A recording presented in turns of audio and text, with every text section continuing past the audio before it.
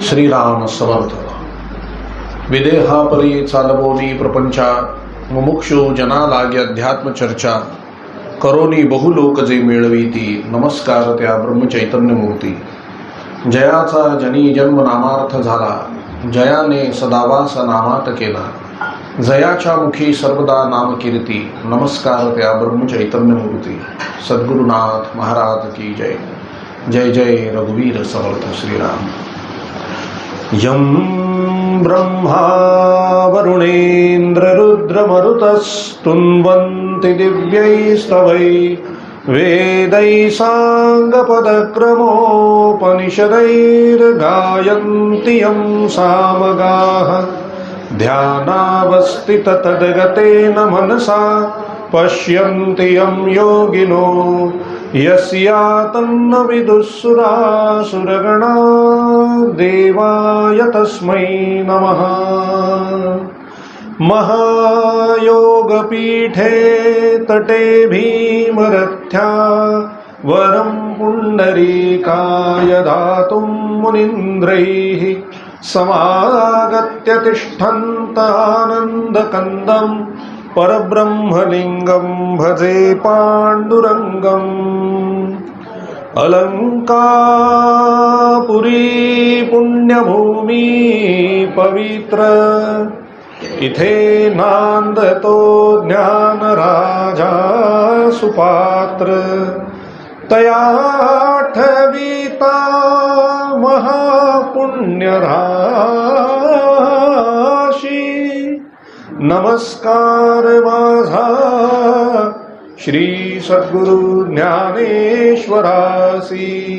पुंडलिक वरदा हरी विठ्ठल, श्री ज्ञानदेव तुकाराम. पंढरीनाथ महाराज की जय.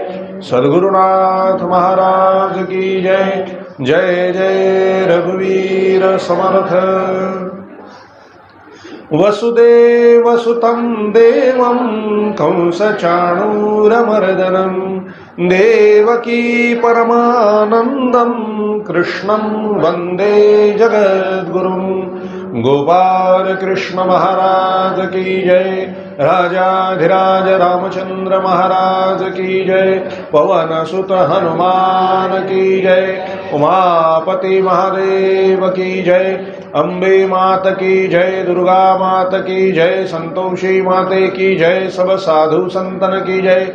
श्री अनंत कोटि ब्रह्मांड नायक राजाधिराज सच्चिदानंद सद्गुरु श्री ब्रह्म चैतन्य महाराज की जय. श्री ब्रह्मानंद महाराज की जय. जय जय रघुवीर समर्थ.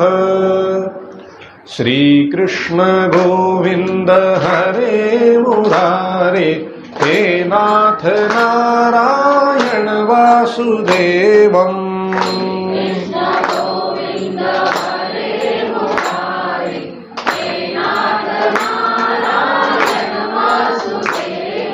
श्री कृष्ण गोविंद हरे मुरारे, हे नाथ नारायण वासुदेवम्.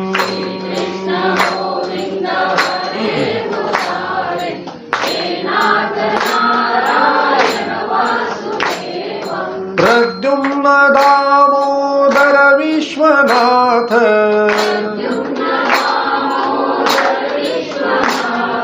प्रद्युम्न दामोदर विश्वनाथ,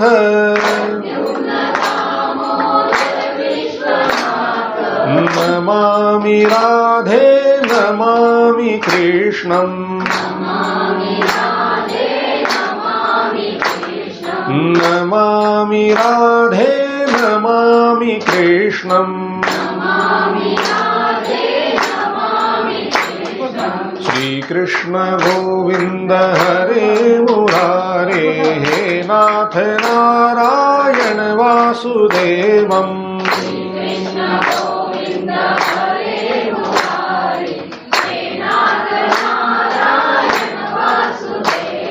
श्री कृष्ण गोविंद हरे मुरारे, हे नाथ नारायण वासुदेवम्.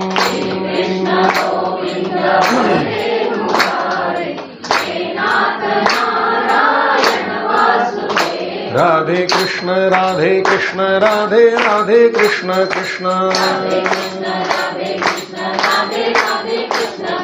राधे कृष्ण राधे कृष्ण राधे राधे कृष्ण कृष्ण राधे कृष्ण राधे कृष्ण राधे राधे कृष्ण कृष्ण राधे कृष्ण राधे कृष्ण राधे राधे कृष्ण कृष्ण राधे कृष्ण राधे कृष्ण राधे राधे कृष्ण कृष्ण राधे कृष्ण राधे कृष्ण राधे राधे कृष्ण कृष्ण राधे कृष्ण राधे कृष्ण राधे राधे कृष्ण कृष्ण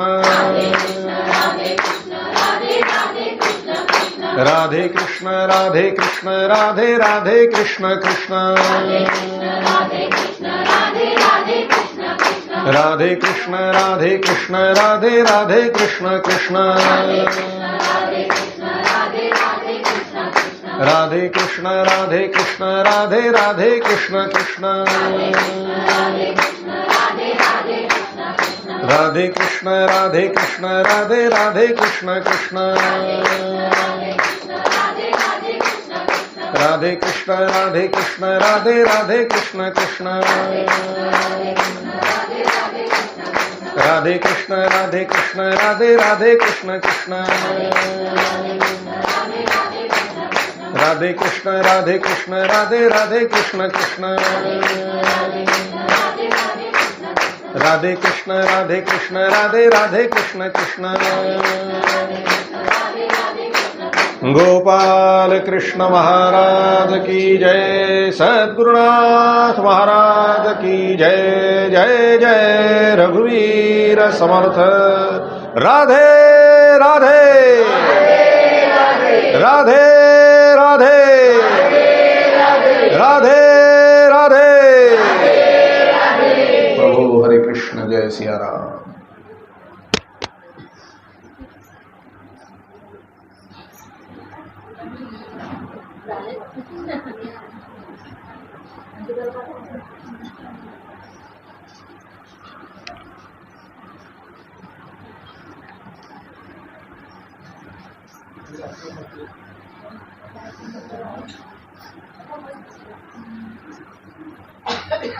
प्रभू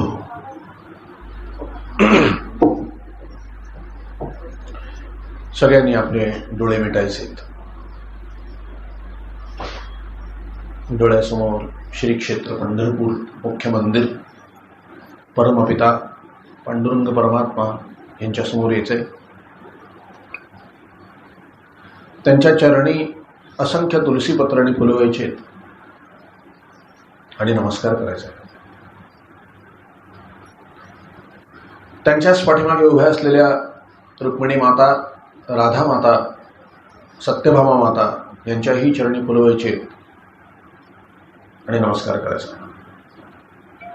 पुन्हा परत फिरून परमपिता पांडुरंग परमात्मा यांच्या समोर यायचे। त्यांच्या चरणी आपलं मस्तक नत करायचं आणि प्रार्थना करायची। हे प्रभू, हे दयानिधे, या संसार सागरातून लवकर आमचा उद्धार कर। आम्हाला संतती, संपत्ती इत्यादी ऐहिक सर्व सुख प्राप्त होऊ दे आणि दया, क्षमा, शांती, विवेक, वैराग्य, आनंद, उत्साह, प्रेम इत्यादी पारलौकिक सर्व गोष्टी आम्हाला प्राप्त होऊ दे। आम्हाला इहलोक आणि परलोक दोन्हीही साध्य होऊ दे, दोन्हीही प्राप्त होऊ दे। पांडुरंगा, आम्हाला तुझी अनन्य प्रेममय अशी भक्ती प्रदान कर, तुझं ज्ञान प्रदान कर, तुझं प्रेम प्रदान कर, तुझं नाम प्रदान कर। तुझ्या नामामध्ये गोडी येऊ दे, रस येऊ दे। तुझं गोड नाम अखंड आमच्या मुखामध्ये बसू दे। आमचा आपापसातील निस्वार्थी प्रेम वाढेल असा उपाय कर आणि आम्हा सगळ्यांना तुझ्या चरणाशी अखंड प्रेमात, अखंड आनंदात, अखंड समाधानात, अखंड एकत्र ठेव. परमपिता पांडुरंग परमात्मा यांनी स्मितहास्य करीत आपला उजवा हात आपल्या सगळ्यांच्या मस्तकावर ठेवलाय आणि तथाच आशीर्वाद दिलाय. तो ग्रहण करायचा. पुन्हा एकदा त्यांच्या चरणी आपलं मस्तक नत करायचं आणि 2 मिनिटं डोळे झाकून स्वस्थ बसायचं आहे.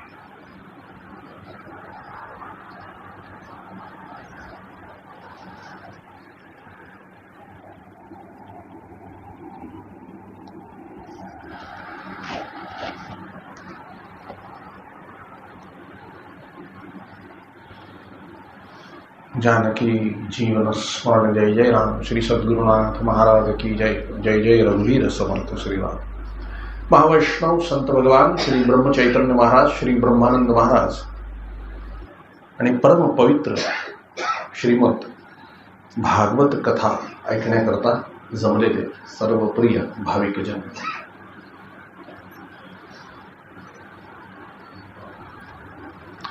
आज समारोपाचा दिवस आहे. भागवत कथेला अंत नाही. नेहमी शेवटचा दिवस मला जरा जडत जातो, कारण सगळेच कृष्णमय झालेले असतात आणि संपू नये असं वाटतं. काय त्या भगवंताच्या लीला आहेत, इतक्या गोड लीला, बिन मोल विकलं जावं असं ते. आणि खरोखर मी तुम्हाला अगदी खरं मनापासून सांगतो, भगवंताच्या प्रेमामध्ये जे समाधान आहे ना, ते प्रपंचाच्या कुठल्याही सुखात नाही, कशातच ते नाही, फक्त भगवंताच्या प्रेमामध्ये.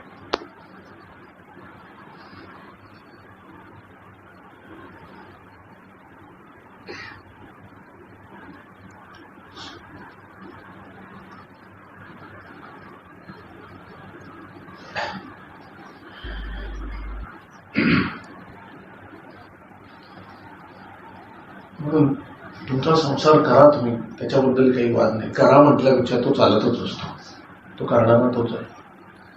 त्याचे चरण घट्ट धरून ठेवा महाराज, घट्ट धरून ठेवा आपल्या हृदयामध्ये.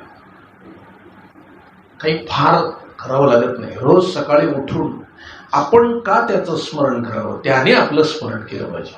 भक्त होत ना आपण त्याचे, म्हणून रोज त्याला आठवण करून द्या, मी तुझा आहे बरं. असतील तुझे भक्त, अगदी उद्धवासारखे, अर्जुनासारखे, गोपिकांसारखे, राधामातासारखे. आमची तेवढी पात्रता नक्कीच नाही, आम्ही काही कमी नाही. आमच्यासारखा तुला मी सापडणार नाही. काय सापडणार नाही? तू किती वेळा सांगितलंस तरी आम्ही त्याच चुका परत परत करणार. क्षणोक्षणी आम्ही तुला विसरणार असे आहोत आम्ही. 35% पास असतं ना, 35 मार्काला आम्हाला 9-10 मिळताना मुश्किल होतात. म्हणून तर तू आमचा आहेस ना. काय सांगावं, आम्ही तुझं नक्ट काळं बेंद्र असं बाळवत, तुला आमचे लाड जास्ती करावे लागतील. इतरांपेक्षा लक्ष आमच्याकडे द्यावं लागेल. कारण आम्हाला एकच कळतं, काही प्रसंग आला की आम्ही तुझ्या नावाने आरडाओरडाच करणार, रडणार. ती साधना विधना आम्हाला नको सांगूस, नाही करायचं, नाही होणार आमच्याने. अभ्यासात हुशार असतो, डॉक्टर इंजिनियर झालं असतं, आम्हाला ते नको आहे. आम्ही अभ्यासात हुशार असतो, साधना कलेमध्ये प्रवीण असतो. आम्ही वसिष्ठ, विश्वामित्र, उद्धव आणि अर्जुन आणि असे सगळे मोठे मोठे झाले होतो. आम्ही एवढेसे आहोत, म्हणजे काय अभ्यास जवळ. आम्ही धावत येणार नाही, तुझ्या कडेवर बसणार. आम्हाला बाकी येत नाही. आम्हाला आहे संसारात आवड आहे, कबूल कर. आहे आमच्याकडे आवड आहे संसार, आम्ही नाही निघू शकत. तुझीच माया आहे ना, तुझीच माया आहे ना, तूच तर केलंच नाही सगळं. आम्हाला गोड वाटते तुझी माया सुद्धा, आणि तू सुद्धा गोड वाटतोस. पण जरी आम्ही मायेमध्ये असलो, आज आम्ही तुझ्यापर्यंत नाही येऊ शकत. पण तू थांब इथे आमच्याकडे, तू जायचं नाही. आम्ही काही साधना नाही करणार, पण तुला सोडणार नाही. तू लाख वेळा पडून जाशील रे, कुठे जायचं ते. आम्ही निरंतर जन्मभर तुझ्या कथा ह्याच कानाने ऐकत राहू. सतत तेच ते, सतत ते, सतत ते. तू म्हणलास ना, माझे भक्त गाती जेथे नारदामी उभा तिथे. मग जिथे गायन आहे भगवंताच्या कथेचं तिथे तो असणारच. आणि मी तुम्हाला सांगू, आजची कथा झाल्यानंतर घरी जाऊन हे 7 दिवस आठवा. या 7 दिवसात प्रत्येकाला तो एकदा तरी भेटून जातोच. आपल्याला कळलं पाहिजे आला होता. आपल्या बुद्धीवरती माया टाकलेली असल्यामुळे आपल्याला कळत नाही, पण तो कुठल्याही स्वरूपात, सगळी स्वरूप त्याचीच आहेत ना, सगळी स्वरूप त्याचीच आहेत.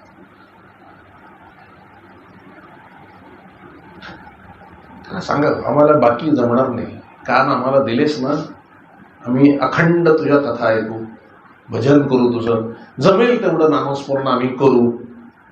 तुला आम्ही सोडणार नाही. आणि तुमच्या डोळ्यात जर पाणी आलं त्याच्या स्मरणाने, की त्याच्याही डोळ्यात पाणी येतं महाराज. कारण त्यांना दिसतं की हा किती धडपडतोय, किती प्रयत्न करतोय, पण नाही काही करू शकत आहे, अशांचा कळवळा येतो त्याला. मग तो काय म्हणतो, तू कशाला काय करतोस, आहे ना आता येणार आहे बोबडा, त्या बोबड्यातून सांगेनच तुम्हाला, तू कशाला काय करतोस, सगळं मी करेन, मी आहे ना बसलेलो, तुला काय करायची गरज आहे, मी असताना तुम्हाला सगळं करावं लागलं तर माझा उपयोग काय.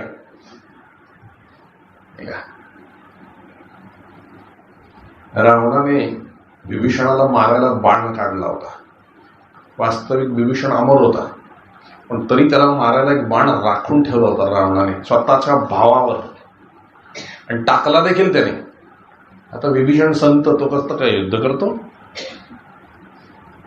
त्याला भीती वाटली फक्त, आणि बाण येऊन घुसणार तेवढ्यात रामाने त्याला बाजूला ढकललं आणि स्वतःवर बाण घेतला. विभीषणाच्या डोळ्यात पाणी आलं की भगवंता हे काय केलं तू, अरे माझा आहेस ना, मग तुझं सगळं माझं आहे, तुझ्या रक्षणार्थ मी उभा राहणारच. तू मला हाक मार नाही तर नको मार, मी तुझ्या रक्षणार्थ उभा राहणारच आहे. मग द्रौपदीने प्रश्न केला, विभीषणाला हाक न मारता तू वाचवलंस, मला का हाक मारायला लावलीस, मला का हाक मारायला लावलीस. तो म्हटला, वेणाबाई मी तुझ्या बाजूलाच होतो, हाक मारायला लावली, मी मारायला लावली नाही, तुला हाक मारायची गरज भासली, मी बाजूलाच उभा होतो आणि सगळं करतच होतो, योग्य वेळेला मी करणारच होतो, पण तुला धीर नाही म्हणून शेवटी सगळ्यावरचा भरोसा सोडून मला हाक मारलीस ना, मी आधीच प्रगट होतो. मला काय हाका मारायची गरज पडत आहे, मला काय कळत नाही. लहान मुलाला भूक कधी लागते आणि त्याला तहान कधी लागते, जसं आईला बरोबर कळतं तसं भगवंताला माहीत असतं. मग आपण का सांगावं, आपल्यातला अभिमान जावा म्हणून सांगावं, लहान मुलं व्हावं. बघा तुम्ही लहान मुलं कशी असतात, किती आईने धोपटू देत तरी येऊन आईजवळच जाऊन बसणार मांडते. मग आई घेते की नाही प्रेमान जवळ, आणि प्रत्येक गोष्ट आईला सांगा. मोठी मुलं थोडी अहंकारी असतात. एकदा आईने नाही सांगितलं ना, आता मी आईला सांगणारच नाही, याला अहंकार म्हणतात. भक्तीत अहंकार चालत नाही. भगवंताला सांगावं, तूच आमची आई आहेस, त्वमेव माताच पिता त्वमेव, त्वमेव सर्वम मम देव देव. आम्हाला तू संकट आणलीस ना, आम्ही तुझ्याच मांडीवर घेऊन बसणार नाही, रडणार, तुला काय करा ते कर.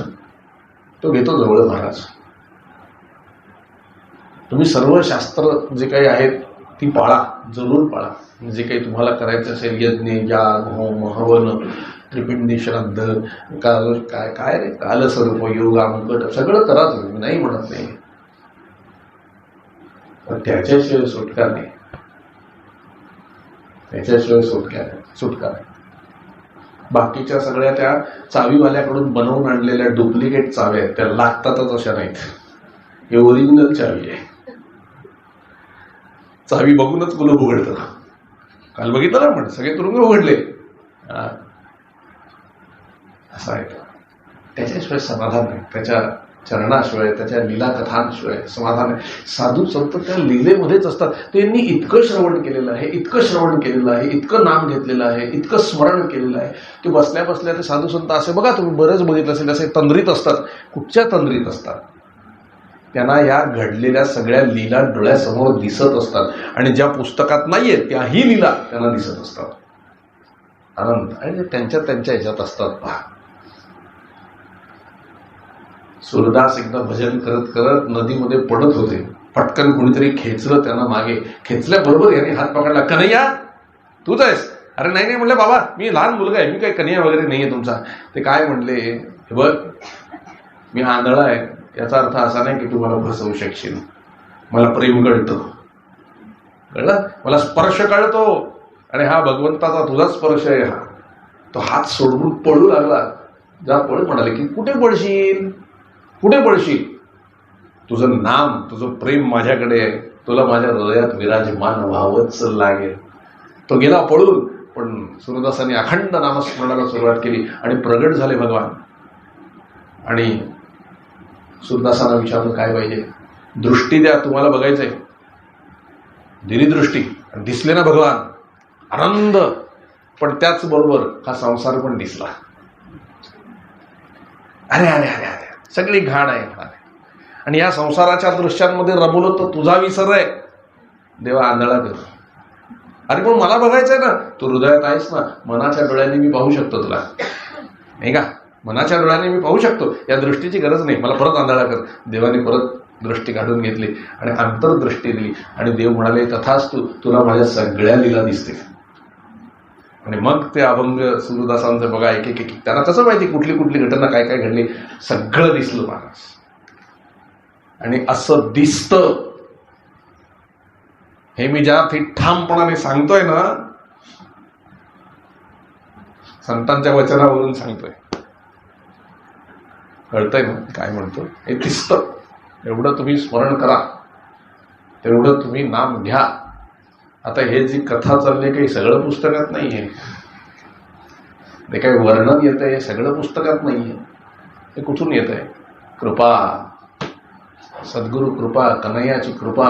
आणि ही कृपा कशी असते? दर प्रवचनाला वेगळं स्वरूप असतं. कन्हैया वेगळा असतो, मजा असते. अहो काय सांग, केवढा आनंद आहे आपल्याला. एक एक दिवस काढणं कठीण असतं. 7 दिवस कुठे गेले पत्ता लागला का? याला म्हणतात काळाच्या पलीकडे जाणं. हे जे शास्त्रात सांगितलं ना, काळाच्या पलीकडे मनुष्य निघून जातो, काळाच्या पलीकडे निघून जातो म्हणजे काळ कसा सरला पत्ताच लागत नाही, याला काळाच्या पलीकडे जाणं म्हणतात. आणि हे सिद्ध होतं की भगवंताच्या कथेने मनुष्य काळाच्या पलीकडे जाऊन बसतो. म्हणून सत्संग अनिवार्य आहे. जसं रोज 2 वेळचं भोजन अनिवार्य आहे, तसंच रोज अष्टप्रहर सत्संग केला पाहिजे.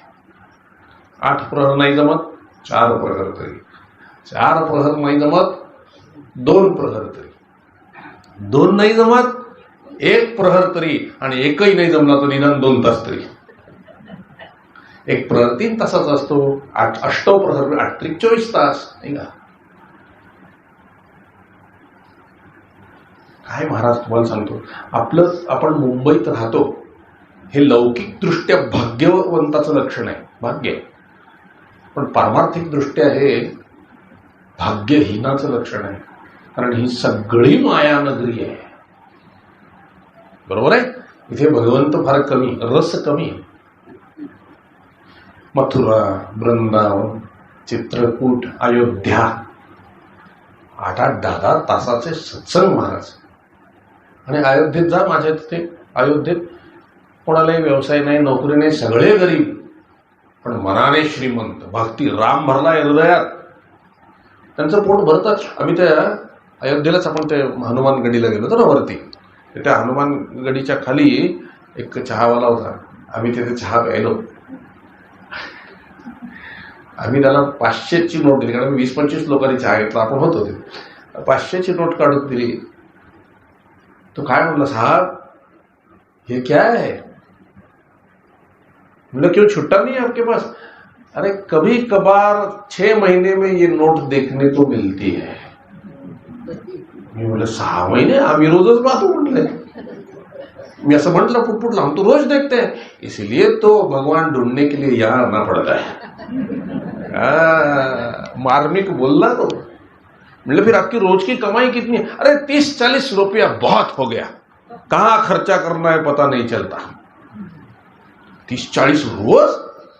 1 किलो संत्रीला 30 रुपये पडतात. 30-40 मध्ये कसं भागतात? हो जाता है साहब, राम जी की कृपा है, हनुमान जी देख लेते हैं. समाधान. लाईट नसतात बऱ्याच वेळा, त्याच्या दुकानात लाईट नसायचं. मतलब अंधेरा ऐसे, अंधेरा घर में भी होता है. हाँ, घर में भी होता है. तो फिर आपको कैसे लगता है अंधेरा हो घर में? तो अरे अच्छा है ना. वो क्या है, हमारा ध्यान नहीं लगता. ध्यान लगाने जाओ तो अंदर हम आंखें बंद कर लेते, तो अंधेरा होना जरूरी है. हम ध्यान नहीं लगा पाते तो प्रभु बाहर से ध्यान लगा लेते हैं. लाईटच घालून टाकतात म्हणले तर आपण ध्यान लागतं आमचं तिकडे. बघा तुम्ही, प्रत्येक गोष्ट त्यांची इच्छा. और अंधेरा इसलिए भी होता है साहब, ताकि राम लला के सिवाय कुछ दिखाई ना दे. काय भक्ती आहे. कुठे शिकले हो? धामवास. रूप, लीला, गुण आणि धाम. धामवास. ते वृंदावनचे लोक बघा काही करत नाही फारसे, तिथे आडवे पडलेले असतात. पण त्यांना म्हणलं वृंदावन सोडून जाणार नाही. का नाही जाणार? यहीं पे तो उद्धार होगा. यहां की मालकिन राधा रानी है. बस अब यहां से उठेंगे तो गोलोक धाम ही जाएंगे. सरळ म्हणतात ते. यहां का भिखारी होना भी राजा होने जैसा है. काही करत नाही, बसून राहा नुसते, पडून राहा आडवे वृंदावनामध्ये.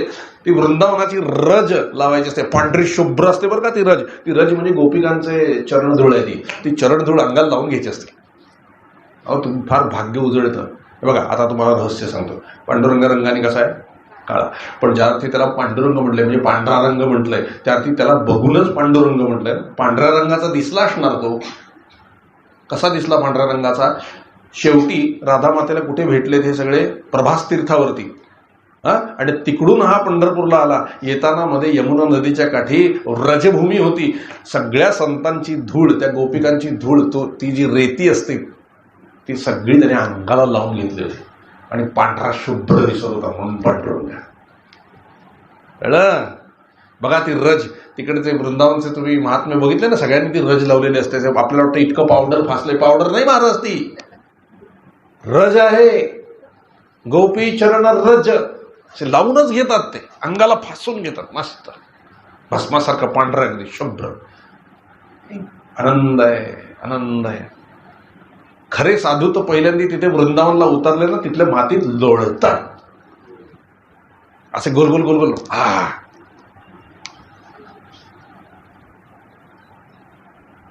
काय भक्ती आहे हो. काय बोलणार. कृष्णलीला, वृंदावन, धामवास, तिथे आनंद आहे. असे भगवान जितकं सांगू ना तुम्हाला तितकं कमी आहे, तितकं कमी. असे एक एक साधू संत तिथे बसलेले आहेत, इतके दिव्य. परमेश्वराकडे प्रार्थना काय असते माहिती आहे त्यांची? इतरांचा 3 लाख जप होतो, आमचा का होत नाही दिवसाला? आमचा पण व्हायला पाहिजे. आमचा कर का नाही 3 लाख जप, आणि होतो दिवसाला. कृष्ण कृष्ण कृष्ण कृष्ण कृष्ण कृष्ण कृष्ण कृष्ण कृष्ण. लक्षपेक्षा काय नाही. कृष्ण कृष्ण म्हणताना तोच समोर उभं राहतो, मग त्याच्याकडे बघायचं म्हणाले. काय बघते? कृष्ण कृष्ण कृष्ण कृष्ण कृष्ण कृष्ण कृष्ण. डोळ्यातून गळगळ गळगळ अश्रू येतात ना. वृंदावन. वृंदा म्हणजे तुळशी. अखंड तुलसीचं वन आहे तिथं, म्हणून वृंदावन. तुम्हाला अनन्य भक्ती, प्रेम, प्रेम रस. भागवत आपल्याला पचलं कशावर? आपल्यामध्ये थोडं तरी प्रेम निर्माण व्हायला पाहिजे भगवंताबद्दल. ते निर्माण झालं म्हणजे आपण भागवतिक झालो, सुरुवात झाली, त्या मार्गावरती पाऊल टाकलं. अहो त्याच्याकरता 2 अश्रू डोळ्यात आले, काम झालं महाराज. त्या 2 अश्रूंची किंमत काय? पुन्हा जन्म नाही. असा माझा सुंदर लाला गोकुळामध्ये वाढत होता, मोठा झाला. काल आपण त्यांच्या काही लीला पाहिल्या. आता यमुनेच्या काठी सारखं वास्तव्य होतं. यमुनेच्या काठी जाऊन बसले, खाली बसले, मुलं खेळत होती सगळी. तेवढ्यात दाऊ मैया धावत धावत घरी गेला आणि यशोदा मैया सांगितलं, मैया मैया कान्हा ने मट्टी खायो है. चलो जल्दी. आई आली धावत, माती खाली, माती खाली. आता माती खाली म्हणजे कशी, ती लावून पण घेतली होती सगळी अंगाला. गोल गोल गाल, गुबरे गाल, काळे काळे डोळे, काजळ बिजळ टाकलेलं, अशी सुंदर शेंडी, मस्त गळ्यामध्ये मोत्याची माळ, हातामध्ये बासरी. आणि कान्हा बघतोय, आली मैया. मैया बसली. कान्हा के खायो है? काही नाही खाल्लं. म्हणून उघड, तोंड उघड, तोंड उघड. बघितलं तर माती लागलेली. माती खाल्ली ना तू? मी नाही माती खाल्ली. मग कोणी खाल्ली? दाऊ भैया. तोच सांगत आला होता, तू माती खाल्ली, माती खाल्ली. मी नाही माती खाल्ली. म्हणजे मी खरंच सांगतो, मी माती नाही खाल्ली. उघड तोंड. तोंड उघडलं. माता बेशुद्ध. काय दिसलं? मत्स्य अवतार, कुर्म अवतार, वराह अवतार, नरसिंह अवतार, भगवान परशुराम, प्रभू श्री रामचंद्र, कन्हैया अवतार, यशोदा पण दिसली त्याच्यात. काय कळलं? संबंध विश्व दिसलं.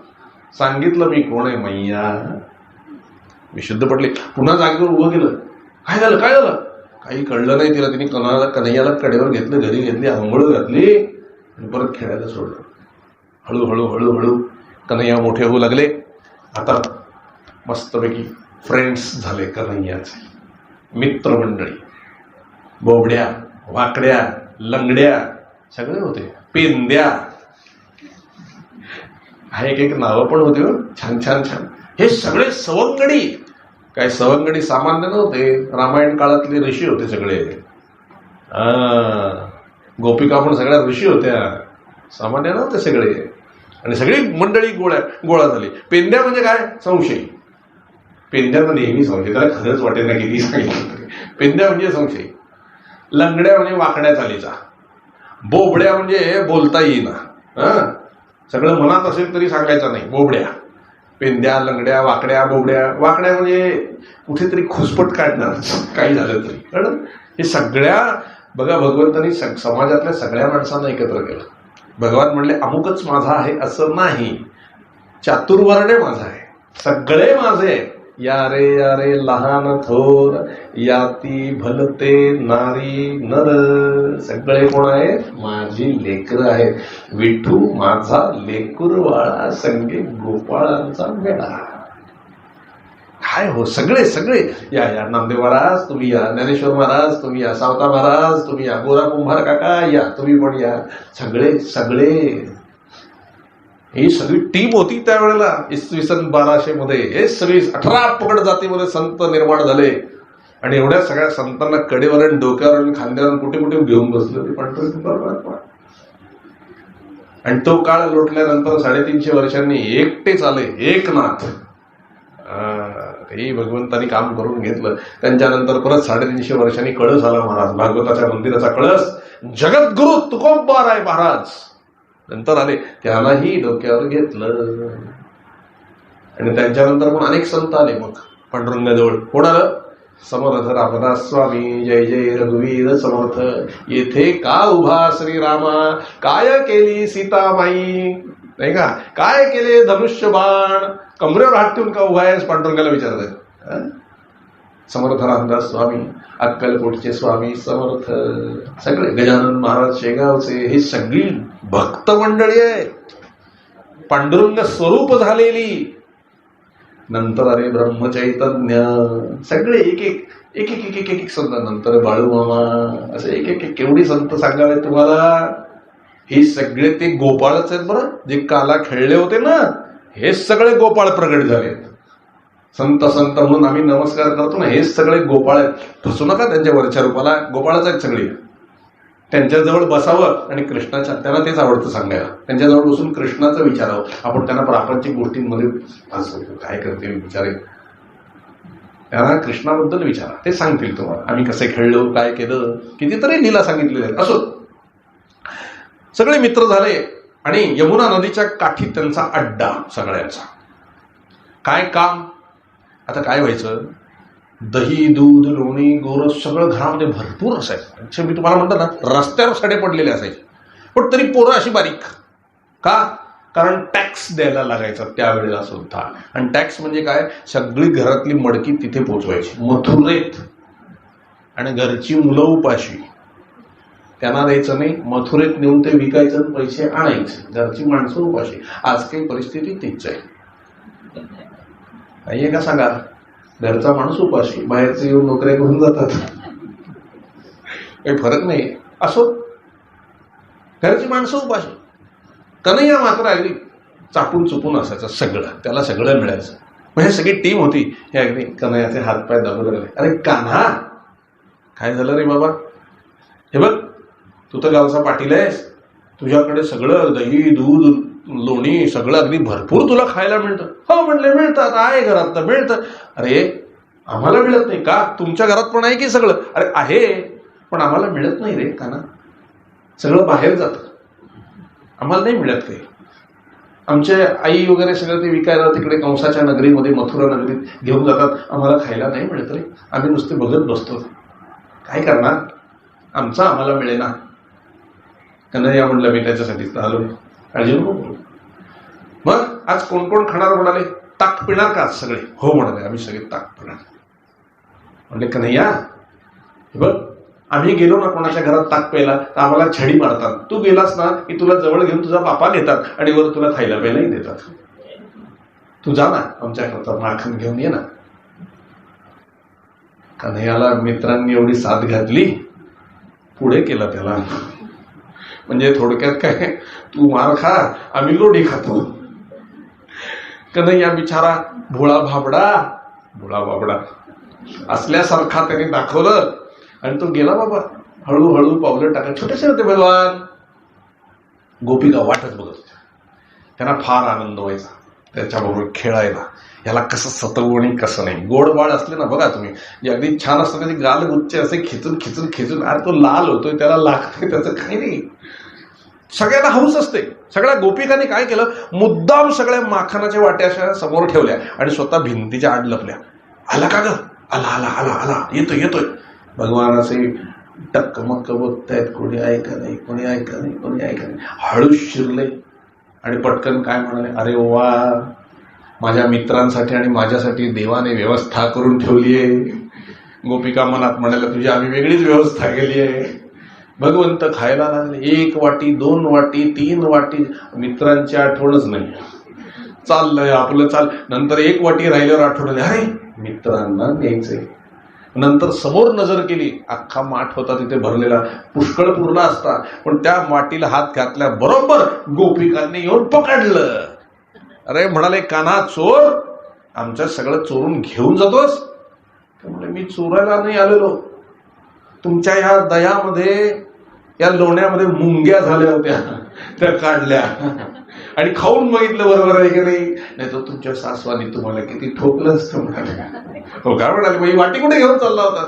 अगं माझे मित्र बिचारे उपाशी आहे, ते मला म्हणाले घेऊन ये आमच्या करता. आता तुम्ही एवढ्या मेहनतीने बनवलेलं मी सगळं कसं नेणार, म्हणून त्यांना प्रसादासारखं द्यायला नेणार होतो. बरं का, याचं लक्ष मडक्यावर होतं. ते म्हणले आम्ही तुला नेऊ देणार नाही. असं काय करता, बघ ना मी किती नाजूक आहे, मला घेऊन जा. माझ्या मित्रांना बिचारांना वाईट वाटेल. मेरी इज्जत का सवाल आहे, नाही का. मी वचन दिलंय त्यांना, आम्ही घेऊन येईन म्हणून, मला घेऊन जाऊ दे. त्यामुळे एका अटीवर जाता येईल. काय, नाचून दाखव. अगं म्हटले, मला कुठे नाचता येतं, आम्ही शिकवतो ना, आम्हाला कसा नाचवतोस. 18,84 लक्ष योनीमध्ये इकडून जा तिकडे नाचवतो की. आता तू नाच. बरं म्हणले गोपिकांनो, आता माझा काही इलाज चालत नाही तुमच्यासमोर, बिचारा गरीब तुमच्या तावडीत मी सापडलो. अरे चोर, नाच म्हणाले चुपचाप. त्याने ते नाचून दाखवलं. कन्हैयाने बिचाऱ्याने असे हात केले, असे ठुमके द्यायचा प्रयत्न केला, नाचून बघितलं. आता म्हणाले अजून एक, पुष्कळ नाचलं वाटीवर छाछ ताकासाठी. हे नाचवलं बघा भगवंताला सगळीकडे, इकडून नाच तिकडे नाच. अगं माझं अंग दुखायला लागलं, अगं माझी कंबर दुखायला लागली, अगं माझी पाठ दुखायला लागली. आता तरी सोड. एका अटीवर, आम्ही तुझं चुंबन घेणार. कन्हैया म्हणला, सगळ्यात समोर. अरे तू कुठे मोठा आहेस म्हणले, लहान तर आहेस काय लाजायचं म्हटलं त्याच्यात. हे इकडे घेतलं प्रत्येकाने, गाल उच्च घेतला जोरात, अगं माझे गाल दुखतात, अगं माझे गाल दुखतात. सगळ्यांनी मिळून त्याचं चुंबन घेतलं आणि म्हणाले आता जा. काय वाटी रियाज का म्हणले, अजून जा घेऊन म्हणले. गेला घेऊन. त्या मित्रांनी सगळ्या यमुना किनारी असे मस्त सगळ्या खाणाखुणा होत्या, सगळ्या नाचल्याच्या मारल्याच्या फटक्या सगळं होतं. आणि वाटीभर घेऊन आला. मित्र मंडळी म्हणाले, अरे कन्हैया काही वाटतं का, सगळं तूच खाऊन टाकलं नाही, आम्हाला वाटीभर दही वाटीभर लोणी आणलंस तू आम्हाला फक्त. तो म्हणला, ज्याचं करावं भलं. तो म्हणतो, माझंच खरं, एवढं तुमच्याकरता माझ्या प्राणावर संकट बेतलं होतं. याच्या प्राणावर संकट बेतलं, माझ्या प्राणावर संकट बेतलं असताना मी एक तर एवढ्या मेहनतीने तुमच्याकरता घेऊन आलो, वर मलाच बोलता खायचं तर खा, नाही तर जा तिकडे मातीतच बसले, मी अजिबात आता तुमच्याकरता कुठे जाणार नाही. मित्रमंडळींना वाटलं याला पाठवलं तर एवढं तरी मिळालं, जरा परत याला प्रवृत्त केलं तर पुढे हळूहळू मिळत राहील. म्हणून सगळ्यांनी, नाही रे कन्हैया, अरे खरंच तू आमच्यासाठी एवढं केलंस ना, किती मोठं काम आहे, स्वतः अजिबात खाल्लं नाहीस, आमच्याकरता घेऊन आलास, मोठा आहेस तू. कृष्ण म्हणला, मनसुखा आडवं बोलू नकोस, मला कळतो ना, टोमडे मारू नकोस. अरे तसं नाही रे, म्हणजे मी सांगतो की किती मेहनत तुला करावी लागली, हातपाय दाबून दिले. हे बघ कन्हैया, तू आमचा की नाही सेनापती आहे. सेनापती गेला चुलीत, सगळं मला सगळं सहन करावं लागेल. म्हणाले, कसला आलाय सेनापती, इथून पुढे तुम्ही सगळे माझ्या बरोबर येणार असलात तर मी एकटा जाणार नाही कुठेही. हा हा चालेल चालेल, आम्ही येतो तुझ्याबरोबर, तू सांग, तू आमचा सेनापती आहेस, तू सांगशील तिथे आम्ही येऊ. डन. मी त्या घरामध्ये रडत रडत मी त्या घरामध्ये मोठा माठ बघून ठेवलाय दयाचा, उद्या जाऊन फस्त करायचंय आपल्याला. म्हणजे सगळं ऐकून सुद्धा शेवटी घेऊन जाणारच होते का नाही या तिकडे. झालं, उद्या सकाळी बरोबर अमक्या अमक्या वेळेला सगळ्यांनी इथे जमायचं. म्हणाले, इथून आपण जाऊ. त्या वेळेला गोपिका घरात नसतात. 3 दिवस मी त्यांच्यावर पाळत ठेवू नये. आता खरं बोल, 3 दिवस मी पाळत ठेवू नये. कोणत्या वेळेला घरातनं बाहेर पडतात मला सगळं माहिती आहे. आपण उद्या त्यांच्या घरात जाऊया. फक्त एकच अडचण आहे, त्यांच्या घरामध्ये एक म्हातारा असतो खाटेवर पडलेला, त्याच्यापासून आपल्याला सावध राहावं लागेल. पण विशेष काळजी करण्याचं कारण नाही, झोपलेलंच असतं ते बघावं तेव्हा. आपण जाऊ म्हणाले, मी सांगतो तुम्हाला. बर, सगळी तयारी झाली. दुसऱ्या दिवशी अगदी युद्धावर जायचं त्याप्रमाणे कन्हैया नटून थटून तयार. यशोदा मैया म्हणाले, कन्हैया एवढं नटून थटून कुठे चाललायस? अगं मी आता वयात आलो, तुला माझं लग्न करावं लागणार ना, मग मी चांगलं दिसलं पाहिजे ना, म्हणून मी सगळं नट्टापट्टा करतोय. लहान मुलाचे उत्तर मोठ्यांचं बघून बोलतात. मैया लागली हसायला, हो का, लग्नाचे वेळ लागले का, करते हो तुझं लग्न म्हणा. आणि कन्हैया बाहेर गेले. दाऊ भैयाने सगळ्यांना अगदी कडक ठेवलं, कन्हैया सांगेल तसंच करायचं, आपले डोकी चालवायची नाही. तोपर्यंत सेनापती आला. महाराज, सेनापती आले, सेनापती आले, सेनापती आले. बोला सेनापतीजी, आता काय करायचं? चला म्हणाले. सगळ्यांनी अतिशय गुप्तपणे शांतपणे त्यांच्या घरात घुसूया. मी पत्ता लावलाय, सगळ्या गोपी घरातनं बाहेर गेलेल्या आहेत. चला. सगळे हळूहळू हळूहळू घरात घुसले आणि आवाज यायला लागला चाळांचा. पेंद्या म्हणतोय, कृष्णा तुझ्या पायातले चाळ वाजतायत, त्याचा आवाज येतोय. कन्हैया म्हणाला, हो का, बर. अरे म्हणाले, तुझे कान बंद करून काय होणार आहे, पायातले चाळ इतरांना ऐकू येत आहे, तू म्हातारा उठला तर काय, असं काय म्हणाले. पण हळूहळू जाऊ. हळूहळू दबक्या आवाजाने सगळे घुसले. बघितलं, माठ बघून सगळे आनंदी. पण जसं मान खाली केली तसा आनंद सगळा विरघळला, कारण खाटेवरती म्हातारा तिथेच झोपला होता. आ करून, म्हणजे मटकं फोडलं जाते, माखन तोंडात, चांगला होईल म्हातारा. अरे बाप रे म्हणले, गोपिका आपण समजतो तशा नाही, मोठ्या हुशार निघाल्या. ही अडचण ठेवून गेलेत आपल्याला, त्यांना खात्री असणार आपण येणार. कन्हैया म्हणला, काही अडचणीची गोष्ट नाहीये. सगळ्या गोपाळांचे खाटेच्या आजूबाजूला गोळा झाले. म्हातारा मस्तपैकी झोपलेला होता. आता म्हणाले, एक काम करा. तिथे एक उंच गोप होता, गोपाळ. त्याला काय सांगितलं, मला तू उचल, तू एक काम कर, त्या खाट्यावर डावा पाय इकडे उजवा पाय इकडे असा खाट्यावर तू उभा राहा, बाकीचे तुला सपोर्ट देतील आणि तू मला उचल वरती. मी एक एक तिकडनं काढतो त्या वाट्या सगळ्या मातीच्या आणि तुम्हाला देतो एकेकाला. आधी मी चाखून बघतो, मग देतो. चालेल चालेल म्हणाले. कसा तरी त्याला सपोर्टने उभा केला. आता बघा, म्हातारामध्ये झोपलेला, इकडनं पाय त्यांनी टाकला, इकडनं पाय टाकला, उभा राहिला. कन्हैयाला सगळ्यांनी मिळून त्याच्याकडे दिला. त्याने आपला कन्हैयाला वरती उचलला. उचलल्यानंतर खाऊन बघतोय काहीतरी, त्याचा तोल गेला तो धाडकन खाली पडले सगळे, पटकन सावरले, कुठला आवाज होऊन दिला नाही.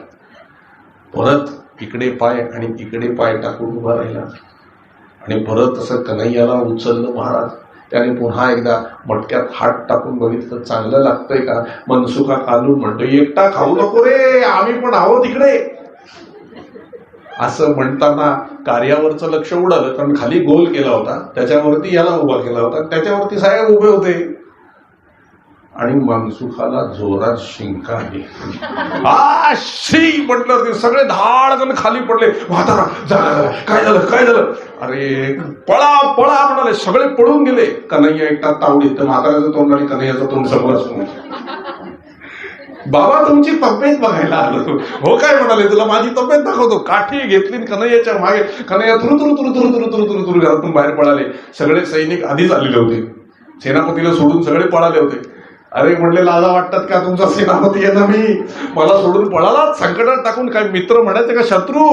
धराया मनसुखाला म्हणाले, फार शिंकायची सवय आहे, धरायाला दोन्ही हाताने धरला. त्याला यांनी तपकीर घेतली कुठून तरी, नाकाजवळ ठेवली. शिंक म्हणले, किती शिंकतोय आता, 1 2 3 4 5 6 झाल्यानंतर म्हणले, बस थांबव आता, बस झालं. कन्हैया चुकलं माझं. अरे किती वेळा सांगितलं तुला, अशा कामावर जाताना मास्क घालून जायचं,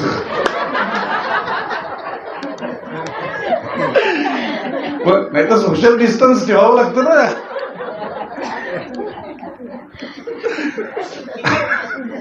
पटलं ते मनसुखाला. तो म्हणला, परत नाही असं काही करणार म्हणा. आणि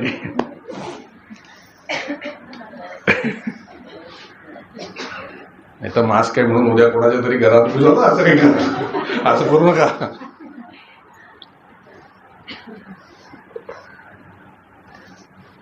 झालं. आता म्हणले, तुमच्यावर काही सोपवण्यात अर्थच नाही म्हणाले. आता मी सांगेन तेव्हाच माझ्या बरोबर यायचं, इकडे तिकडे गडबड करायची नाही. आता म्हणाले, एक गोपी आहे, त्या गोपीच्या घरामध्ये मी जातो आणि तिकडून सामान बाहेर काढल्यानंतर तुम्ही यायचं. अरे म्हणले, ती फार कटकटी आहे, तिच्याकडे कशाला जातोस तू? फायदा आहे. काय फायदा आहे? तिच्या सासूचं जमत नाही. पेंड्या म्हणतो त्यात नवीन काय? अरे तसं नाही म्हणाले, त्या म्हातारीचा माझ्यावर जीव आहे आणि सुनेवरती ती खवळते, त्यामुळे मी जर जाऊन ते लोणी काढलं आणि सुनेनी मला जरी धरलं, ती घरातच असते म्हणाले, तिने जरी मला धरलं तरी मला आरोप तिच्यावर टाकता येईल, सासू माझीच बाजू घेईल आणि वर मला लाडाने अजून 2-3 काहीतरी वाट्या देईल, आपण खाऊ शकू. बरं म्हणाले, जा. काय गंमत होती की सासू सुनेवरती आळ घ्यायची की घरातले लोणी चोरून लपून तूच खातेस, रोजचं लोणी जातं कुठे? ती म्हणायची, सासूबाई 2 वाट्या तर तुम्ही सकाळी खाऊन जाता आणि वर माझ्यावर कशाला आरोप करता? मी कशाला घरातला खाऊ? आपल्याच घरातला आहे ना, तुमच्याकडे मागणार नाही का? मी खाते ते बोलायचं नाही. माझं घर आहे, माझा मुलगा आहे. अहो म्हणले, मी काय परक्याची आहे काय? तुमचीच सून आहे होय ना, मी सांगते ते ऐकायचं. आता मी हे सगळं लावून जाते, खबरदार चोरून खाल्लं असतं. अहो मी नाही खात चोरून, मला बाहेरनं कळतंय. तुला काय वाटतं कोणी सांगत नाही? मला सगळी माहिती असते, जरी मी बाहेर गेली तरी, की तू किती चोरून खातेस आणि किती नाही. भांडणं झाली सकाळ म्हातारी गेली निघून. की मनात विचार करते, आपण खात नाही तरी सुद्धा कसं काय म्हातारीला असं वाटतंय नाही का? 2-4 वाट्या खाल्ल्या म्हणून काही चोरी केली? कळलं तुम्हाला? 2-4 वाट्या खाल्ल्या म्हणून काय चोरी केली? आपलंच घर आहे ना. असू दे म्हणाले. झाला. कन्हैया घरात शिरला, टुकुर बघितलं, कळलं ते कुठे शिंक्यावर लावलंय मडकं. तिथे गेले महाराज. किती पराक्रमी. आता ते एवढं उंच, चढाई एवढंच आहे, कसं चढणार? मग ते उखळ ठेवलं, त्याच्यावर आणि काही ठेवलं, त्याच्यावर आणि काही ठेवलं, त्याच्यावर तुरू चढले आणि त्यातलं माखन खायला लागले. बाहेर मित्र वाट बघतायत, हे आपले माखन खातायत. लावून घेतलं सगळं, इकडे तिकडे चाललंय सगळं छान. गोपी आली, झालं का रे खाऊन? अरे थांबा, काय घ्याई एवढी तुम्हाला? मी बघतोय ना, आणतो ना तुम्हाला पण. आणि मालकीणीला कळलं तर असं ती बाईच गोपीच विचार, तिला कळलं, तिला काय अक्कल आहे? कळतं की तिला कुठे काय?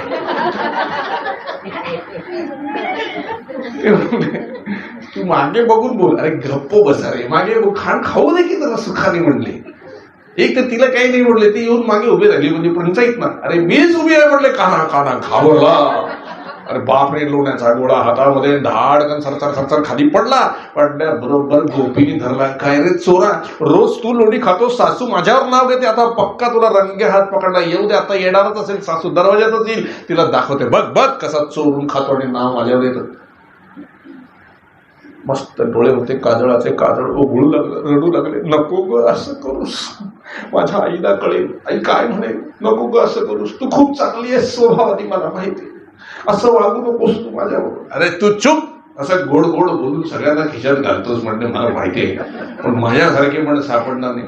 अगं पाहिजे असेल तर यातलं अर्ध तू घे, घर माझंच आहे, मी सगळंच माझं, मला काय देतोस अर्ध खायला म्हणाले. तुला बरोबर आता देते सासूबाईच्या ताब्यात. आणि सासूबाई येताना दिसली, अरे बापरे, अगं सोड ग, अगं सोड ग मला, अगं मला सोड ग. नाही, तुला घट्ट धरून ठेवणार आहे मी. बर असं कर, मी असं वागायला नको होतं, खरंच असं वागायला नको. आता हे हातामध्ये जे आहे ना ते तरी व्यवस्थित ठेवून दे. आणि म्हणले म्हणजे वाक ना खाली, वाकल्याबरोबर ते लोणी तिच्या तोंडाला फासलं. अहो सासूबाई बघा, रंगे हात चोर पकडलाय, तुमची सून खाते, मला पण बघा माझ्यावर नाव घेते. आता ती सासूच्या समोर तोंडाला सगळं लोणी लागलेलं. मला वाटलंच होतं म्हणाले हीच खात असणार. बरं झालं कृष्णा तू पकडलं, पण तुझ्या तोंडाला कसं? अहो मी तुम्हाला नाव सांगेन म्हणून ही तिच्यातला अर्ध मला देत होती. मी नको नको म्हणत होतो की आजीबाईंशी नीट वागायला हवं, सासू आहे, सासूशी असं वागू नको, तर माझ्या तोंडाला लावलं म्हणाले. अरे अरे माझा कन्हैया रे, बाळा रे, जा बरं बाळा, तू या 10 वाट्या पण घेऊन जा, मित्र हिला मी बघते. आणि झालं त्या दिवशी प्रचंड भांडण झालं. आणि जाताना चिडवून गेले कन्हैया, पुन्हा माझ्या नादी लागलं बस गेले. ते वाट्या बिट्या दिल्या, खाल्लं. दुसऱ्या दिवशी पुन्हा एका गोपीच्या घरात गेले. तिने ठरवून ठेवलं होतं ह्याला पण असा रंगे हात पकडणार आणि यशोदाच्या घरात हातात नेऊन देणार की बघ तुझा लल्ला काय करतो. झालं, तिने पाळत ठेवली. पटकन कथा सांगतो, पटकन पुढे जाऊ आपण, 2-4 कथा सांगतो, आहे छान सगळं. आणि घरात शिरल्याबरोबर तिकडे जाणार तेवढ्यात हिने हात धरला आणि म्हणजे चल आता तुला यशोदेकडेच नेते. यशोदेला आम्ही इतक्या तक्रारी करतो, खऱ्या वाटत नाहीत ना, आता बघ तुला पकडलाय, बरोबर खरं वाटेल. नको ग असं करू, का स्वतःचं वाटोळं करून घ्यायची इच्छा आहे. अरे म्हटले वाटोळं तुझं होणार आहे, माझं नाही. तुझा हात धरलाय मी, तुला घेऊन जाते की नाही बघ बरोबर. अगं नको घेऊन जाऊ, रस्त्यात ओढत ताडत कन्हैयाला घेऊन चालले. केविलवाणी नजरेने इकडे तिकडे कन्हैया बघतात. आणि आली ती यशोदे, अगं यशोदे बाहेर ये, तुला वाटतं ना तुझा लल्ला चोरी करत नाही, बघ त्याला बरोबर पकडून आणलाय मी, माझ्या हातात आहे. तेवढ्याच समोर कन्हैया यशोदा मैयाच्या कडेवर, बघितलं आहे मी तुझ्याजवळच आहे ना, बघ कसं माझं खोटं नाव घेतात. अरे तिकडे कसा, मी पकडलाय तर कोण आहे, बघ की जरा. यशोदा हसायला लागली, स्वतःचाच मुलगा पकडून आणला होता. कन्हैयाने हळूच तिच्याच मुलाचा हात तिच्या हातात दिला होता. इतकी खजील झाली महाराज, काय बोलणार. निघाली परत. कन्हैया म्हणला आई 2 मिनिटात आलो. तिला बाहेर गाठलं आणि सांगितलं हे बघ माझ्या नादी नको लागतो, आता तुझ्या मुलाचा हात दिला, उद्या तुझ्या नवऱ्याचा हात हातात दिला, जर मला पकडण्याचा प्रयत्न केला असतो. ती म्हणली बाबा रे छान. मग एकदा स्वतःच्याच घरात त्या शिंक्यावर चढले आणि मस्तपैकी लोणी खाऊ लागले. सगळी वानरं जमा झाली तिकडे खिडकीत आणि म्हणले वा प्रभू, राम अवतारामध्ये आम्हाला दिल्याशिवाय काही खात नव्हतात आणि आता हे काय उलट चाललंय म्हणाले. स्वतःच सगळं, अरे तुमचीच वाट बघत होतो. शबरी मातेकडे गेल्यानंतर मला कळलं की जे चांगलं असतं तेच आपल्या लोकांना द्यायचं असतं. वाशावास. तेव्हा म्हणून चाखून बघत होतो, गोड असेल तर तुम्हाला देणार ना, माझ्या जीवलग मित्र मंडळींना. असं कसं बाकीचं देणार, म्हणून चाखून बघत होतो. हे चांगलं आहे बरं का, हे घ्या म्हणून प्रत्येक वानराला भरवत होते. सगळ्या वानरांनी येऊन मस्त रामाच्या हातून म्हणजे कृष्णाच्या हातून माखन खाल्लं. आणि मागे यशोदा मैया बघत असते, अरे किती मेहनत लागते रे, किती मेहनत लागते. तू खाल्लंस तर मी काही म्हणत नाही, तू माकडांना खाऊ घालतोस म्हणाले. अगं आई ही माकडं नाही आहे, माझी मागल्या जन्मातली सवंगडी आहे. हो, तू कोण होतास रे मागल्या जन्मी? अगं मी श्रीराम होतो. होय, हो काय केलंस तू? रावणाला मारलं धनुष्य बाणाने. हो, अजून काय काय होतास? नरसिंह होतो. त्या हिरण्यकश्यपूचं पोट चिरलं. अरे अंगरख्याची बटणं लावता येत नाही तुला आणि तू त्याला चिर. मैया अगे तुला नाही समजत, तुला माहिती नाही मी कोण आहे. हो कोण आहेस तू? दे खाली होतं तुला देते, दुसरं आणून देते. त्या वानरांना जवळ दे तिकडे. मस्त लाडाने जवळ घेतलं, कन्हैयाला पाजलं, त्याला खाऊ घातलं. एक दिवस कंटाळले, मित्र पण मंडळी पण आलेली नव्हती. मैयाला म्हणाले, मैया आज माझ्या बरोबर खेळ. हे बघ कन्हैया, मला बिलकुल वेळ नाही, मला हे सगळं ताक घुसळायचं आहे आणि ते लोणी बनवायचं आहे, मला मुळीच वेळ नाहीये. नाही कसं, मला माझ्याबरोबर इथे खेळायला कोणी नाही, तू खेळ माझ्याबरोबर. अरे बाबा खरंच मला नाही खेळता येणार आहे. मग एक काम कर, तुझी सावली दे इथे, मला त्या सावली बरोबर मी खेळतो. आता हा हट्ट, माझ्या नावाचा हट्ट बरा होता. चंद्र दाखव म्हटलं, चंद्र दाखवल्यावर गप बसले. हे काय म्हणले, मला सावली दे तुझी, तुझ्या सावली बरोबर मी खेळेन. ती हसायला लागली. यशोदा मैया, अरे अशी सावली नाही देता येत. मग तुझे जे गळ्यामध्ये रत्न आहेत ना, त्या रत्नांची चमक काढून मला द्या, त्या चमकी बरोबरच मला खेळायचं. अरे असं नाही करता येत बाळा. मग ह्या ज्या डेऱ्यामध्ये घुम घुम घुम असा आवाज येतो ना, तो घुम असा आवाज मला काढून दे, मला त्या आवाजाबरोबर खेळायचं. ती वैतागली, हे काय हटतंय का, ही कुठली मागणी आहे. ते म्हणले, हे बघ तू गप्प बसला नाहीस तर इकडे अंधाऱ्या खोलीत तुला मी कोंडून ठेवेन. अंधाऱ्या खोलीत काय आहे तिथे? बुवा आहे तिथे. तू म्हणले असं, टाक मला तिथे, बघूयात तरी कोण बुवा आहे. प्रवचन करतो तो. धरला आई आणि अंधाऱ्या खोलीत कोंडला. आता त्या खोल्यांना झरोके असतात छोटे छोटे, त्यातून प्रचंड उजेड बाहेर पडायला लागला, प्रकाश. तिला वाटलं अंधारे खोलीत उजेड कुठून आला, म्हणून बघितलं तर कन्हैयातून सगळा कोटी सूर्य तेज प्रकाश बाहेर पडलेला होता, दिव्य.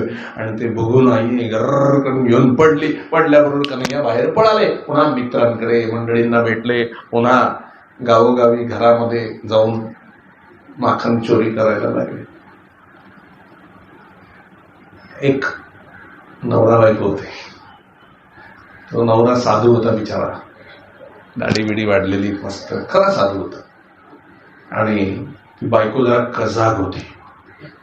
तिने मनात ठरवलं होतं, ह्या आला की याला पकडणार आणि याला खांबाला याची शेंडी बांधून ठेवणार आणि यशोदेला घेऊन येणार आणि दाखवणार, बघ हा चोर बांधलाय. अहो याला त्याची आई नाही बांधू शकली, तुम्ही काय बांधणार नाही का. आणि आलं, तिने धरला कन्हैयाला. कन्हैया जाताना म्हणाले, हे बघ तू एवढ्या त्या मुलींच्या गोपींच्या नादी लागतोस, त्यांना एवढं फसवतोस. मी तुला सांगते, तू एकदा माझ्या घरी चोरी करायला गेली नाही, तुझ्या शेंडीची गाठ मागून तुला ते बांधून ठेवला तर बघ. कन्हैया म्हणतो, माझ्या शेंडीची गाठ बांधणार? नक्की? हो म्हणाले, येऊन तर दाखव. येतोच म्हणाले, उद्या बघ. आणि महाराज त्याच रात्री कन्हैया चुपचाप घरात शिरले. नवरा झोपलेला, बायको झोपलेली. ह्यानी काय करावं, नवऱ्याची दाढी आणि बायकोची वेणी गाठ मारून ठेवली आणि सगळ्या घराघरात आमंत्रण गेली. या घरातून सकाळी 6 वाजता सुंदर वरात निघणार आहे, सगळ्यांनी वाजे गाजे घेऊन हजर राहा. सगळे मित्रमंडळींना मजाच असते, काय मो कसली वरात. आणि झालं महाराज. सकाळी लवकर उठाय साधूबाबा, लवकर उठतात सकाळी. म्हणून साधूबाबा उठले तर धाडीला हिसका बसला एकदम. बघितलं तर वेणीला गाठ, तिच्याही वेणीला. अगं हे काय काय शोभतं का, आता झाला की अर्धा संसार आपला. ती काय म्हणते, हो तुम्ही तर साधू आहात ना, तुम्हाला कळायला पाहिजे ना, हा काय चावटपणा आहे म्हणाले. अरे मी काही केलं नाही म्हणले, आता मला सोडव, मला नदीवर स्नानाला जायचंय, मला उपासना करायची आहे. लवकर हे सोडवण्याचा दोघांनी प्रयत्न केला, सुटत नाही आहे. म्हणले काम कर, वेणी कापून टाक तुझी, त्याशिवाय माझी सुटका होणार नाही. ती म्हणते, काय कलियुग आहे बॉयकट करायला. मी कापणार नाही, एवढी सुंदर मेहनतीने वाढवलेली वेणी आहे, कापणार नाही मी, तुम्हीच तुमची दाढी कापा. मी काही निलेश महाराज आहे, चकचकीत दाढी करून ये. साधूंनी दाढीच वाढवली पाहिजे, नियम आहे तो. असू दे, त्याला काय करणार. ते काही नाही म्हणले, हे सोडवलं पाहिजे, काहीतरी उपाय केला पाहिजे. तू काही बोलली होतीस का कान्हाला? तो कन्हैयाला मानत होता. हो म्हणले, मी बोलली होती, तुझ्या शेंडीची गाठ. मग बरोबर आहे, त्यानेच केलं. मग आता याला उपाय काय? शरणागती. हृदय ग्रंथीची गाठ बांधलेली असते, मीच शरीर आहे असा भ्रम त्याने उत्पन्न होतो. नाही का, कळलं तुम्हाला? चिज्जड ग्रंथी म्हणतात त्याला. जीव आणि शिव म्हणजे शरीर आणि मनबुद्धी, आत्मा, मनबुद्धी चित्त अहंकार याची गाठ पडलेली असते. आणि साधनेने किंवा शरणागतीने कृष्णाला शरण गेल्यानंतर त्या ग्रंथी भेद होतो, ग्रंथी सुटतात आणि आत्मसाक्षात्कार होतो. तेव्हा ते साधू म्हणाले त्याला शरण गेल्याशिवाय होणार नाही, चल त्याला शरण जाऊ. आणि बरोबर सकाळी 6 वाजता घराचे दरवाजे उघडले, बायको पुढे, साधू मागे, वेणी आणि दाढी, आणि यांनी ताटं वाजवायला सुरुवात केली. सर्व मित्रमंडळींनी वा वा वा वा वा वा, सुंदर वरात निघाली, सुंदर. ते एवढे लाजले, बापरे आता काय करता. असं करता करता करता करता कन्हैया वाटत बघत होता. घरात झोप तर येत नव्हती, किती वाजता वरात येईल याची वाट बघत होता. आणि वाजा गाजाचे आवाज आल्यावर आई आई तुला गंमत बघायची का, बाहेर गंमत आहे. कसली रे गंमत, चल मला की कडेवर तुला दाखवतो. कडेवर घेतली, यशोदा मैया बाहेर आली आणि ते सोंग पाहिलं. एवढी मोठमोठ्याने हसायला लागली. कन्हैया पण अगदी डोळे सोडून बघतोय. काय लोक म्हटले धमकी देतात, शिंदेची गाठ घालते काय, असा पुटपुटला बघा तो. त्यांच्या दोघांच्या नवऱ्या बायकोच्या डोळ्यात पाणी आणलं. तिने विनंती केली, बाबा रे घर तुझं एक केव्हाही आहे, दही दूध लोणी तूप काय हवं ते खा, पण सुटका कर बाबा, शरण आहे शरण आहे शरण आहे तुला. कन्हैयाने फक्त डोळे मिचकवल्याबरोबर गाठ सुटली. वेळ नाही लागत त्याला, नुसते डोळे मिचकवले की गाठ सुटते. आणि मग ते निघून गेले. त्याच गोकुळामध्ये एक म्हातारी गोपी राहत होती. ते कन्हैयाला काय म्हणले, अरे या तरुण मुलींना काय तू त्रास देतोस रे. म्हणजे मी अनुभवी आहे, हा माझ्या वाटेला ये. नाही म्हणाले तुझं डोकं फोडलं तर बोल. म्हातारे अगे तुझे किती दिवस राहिले, आता जरा मोजून मापून बोलावं ना. आणि कोणासमोर बोलते तू, असं बोलू नये. म्हणले तू येऊन दाखव, मी वाट बघते, मी तुला आव्हान देते, चॅलेंज. बघ दरवाजातच खाट टाकून बसते, कधी येतोस ते बोल. उद्याच येतो म्हणले, आपल्याला काय लागतं, उद्याच येतो. सगळ्या मित्रमंडळींना सांगून ठेवलं. काय सगळ्यांनी ते दगडगोटे असतात ना, गुळगुळीत, काय त्याला म्हणतात, सागरगोटे, ते सगळ्यांनी खिशात भरायचे आणि उद्या कोणी चप्पल घालायची नाही. सगळ्यांनी खोलीत शिरायचं. आणि मी अरे पण सागरगोटे कशाला, पेंद्या विचारायचं नसतो प्रश्न. का विचारायचं नाही, सांगितलं तेवढं करायचं. बरं म्हटलं बाबा. सागरगोटे सगळ्यांनी आपल्या खिशात घातले सगळे. आणि हा आधीच म्हातारीच्या घरात खाटे घालून घुसला होता. म्हातारी डोलकी गेली होती. मित्रांना सांगितलं मागचं दार उघडले या ठिकाणी. आणि मस्त माखन मिखन खाऊन झालं. आणि ए म्हातारे हाक मारली. हाक मारल्यावरती म्हातारी जागी. कोण आहे कोण आहे, अगं मी आहे इकडे बघ, वरती वरती बघ वरती बघ. वरती बघितलं तर कन्हैया. म्हातारीने केला दरवाजा बंद. काठी घेतली. तोपर्यंत कन्हैया सगळ्यांना घेऊन खाली उतरला. आणि म्हातारी पण सरळ नव्हती, घर घर घर घर घर घर घर काठी फिरवत आली. टाका रे म्हणाले सागरगोटे. सगळ्यांनी टाकले. म्हातारीची घसरली ती, तिथं डोकं फुटलं म्हणत. आणि कन्हैया बाहेर धूम पळाला. सगळे मित्रमंडळी पळाले. आणि म्हातारीची हाडं मोडली. उठून म्हणले याच्या नादी लागली, नमस्कार केला. एक दिवस, बरेच दिवस झाले ते काही खाल्लं नव्हतं. मित्रमंडळींनी म्हणाले, कन्हैया आज कुठे ताव मारायचा सांग. बघ म्हणले या घरामध्ये कोणीच नसतं, ह्या घर बंद असतं. ते ह्या घरात कोणी येत नाही, कारण त्या गोपी ज्या सकाळी जातात त्या संध्याकाळीच येतो. तर आपण उद्या सकाळी जाऊन इकडचं संपवून टाकू म्हणाले. कन्हैया म्हणलं मला काहीच प्रश्न नाही, चला मी सांगतो तसं करा. फक्त त्या खोलीचा तपास केला कन्हैयाने. कन्हैया म्हटलं की लक्षात घ्या, नेहमी 2 दरवाजे असतात, या एका खोलीला एकच दरवाजा आहे, बाहेर पडायला जागा नाहीये. फसला तर मी सांगेन तर करावं लागेल तर होईल. सगळे कबूल, पेंद्या बोबड्या वाकड्या सगळे कबूल, आम्हाला कबूल आहे, काय हवं ते आम्ही काही हरकत नाही आहे. आणि झाले सगळे घरामध्ये शिरले. शिरल्यानंतर वरती चढले सगळे. आणि त्या ज्या खोलीमध्ये ते शिंक ठेवलं होतं दही वगैरे, त्या खोलीला वरती एक जाळी होती, फक्त गज होते असे, त्यातनं बाहेर पडणं शक्य नाही. आणि खाऊन पिऊन झालं. आणि त्या गोपिका नेहमीच्या वेळेपेक्षा लवकरच घरी आलेल्या दिसल्या. पेंद्या घाबरला, कन्हैया कन्हैया गोपी आल्या पळा पळा. अरे पळणार कुठून, दरवाजा तिकडनंच आहे, एकच दरवाजा आहे, मी सांगितलं होतं पत्ता लावून या. म्हटले आता काय करायचं कन्हैया, आम्हाला तुझ्याशिवाय दुसरा आधार नाही रे बाबा. ठीक आहे मग मी सांगतो तसं करा. सगळ्यांनी फक्त डोळे मिटा, मी तुम्हाला बरोबर बाहेर काढतो. सगळ्यांनी गच्च डोळे मिटले. आणि भगवंतानी गंमत करायला सुरुवात केली. पेंद्या संशय, हा नेमका काय करतोय, अति चिकित्सेने नुकसान होतं. त्यांनी एका डोळ्याने किर्र करून बघितलं, सगळे बाहेर पडले. हा एकटाच एक डोळा उघडला, एक बंद, म्हणून हा अर्धा बाहेर आणि अर्धा मागे खाली होता. ती बाई आली, गोपिकाने फटाफट काठ्याने फटके, अरे अरे कन्हैया वाचावा रे कन्हैया. कन्हैयाने उडून काढला बाहेर. मेल्या, तुला सांगितलं होतं संशय घेऊ नको, पूर्ण श्रद्धा ठेव. अडकलास ना, तुझ्याच कर्माने अडकलास म्हणाले. श्रद्धा नेहमी पूर्ण ठेवा, तो बघेल आपलं सगळं, नाही का. त्याला बाहेर काढला, परत नाही संशय घेणार म्हणाले. तक्रारी हजर यशोदा मैयाकडे. यशोदा मैया वैतागली. बस झालं म्हणाले तुझं कान्हा, आता तुला बांधूनच ठेवते म्हणाले. त्याला फरफटत नेलं आणि मागच्या अंगणामध्ये उखळाला बांधला. उखळाला बांधल्यानंतर ती काही दोरी पुरेना, किती मोठी दोरी आणली तरी 2 बोटं कमी पडत होती.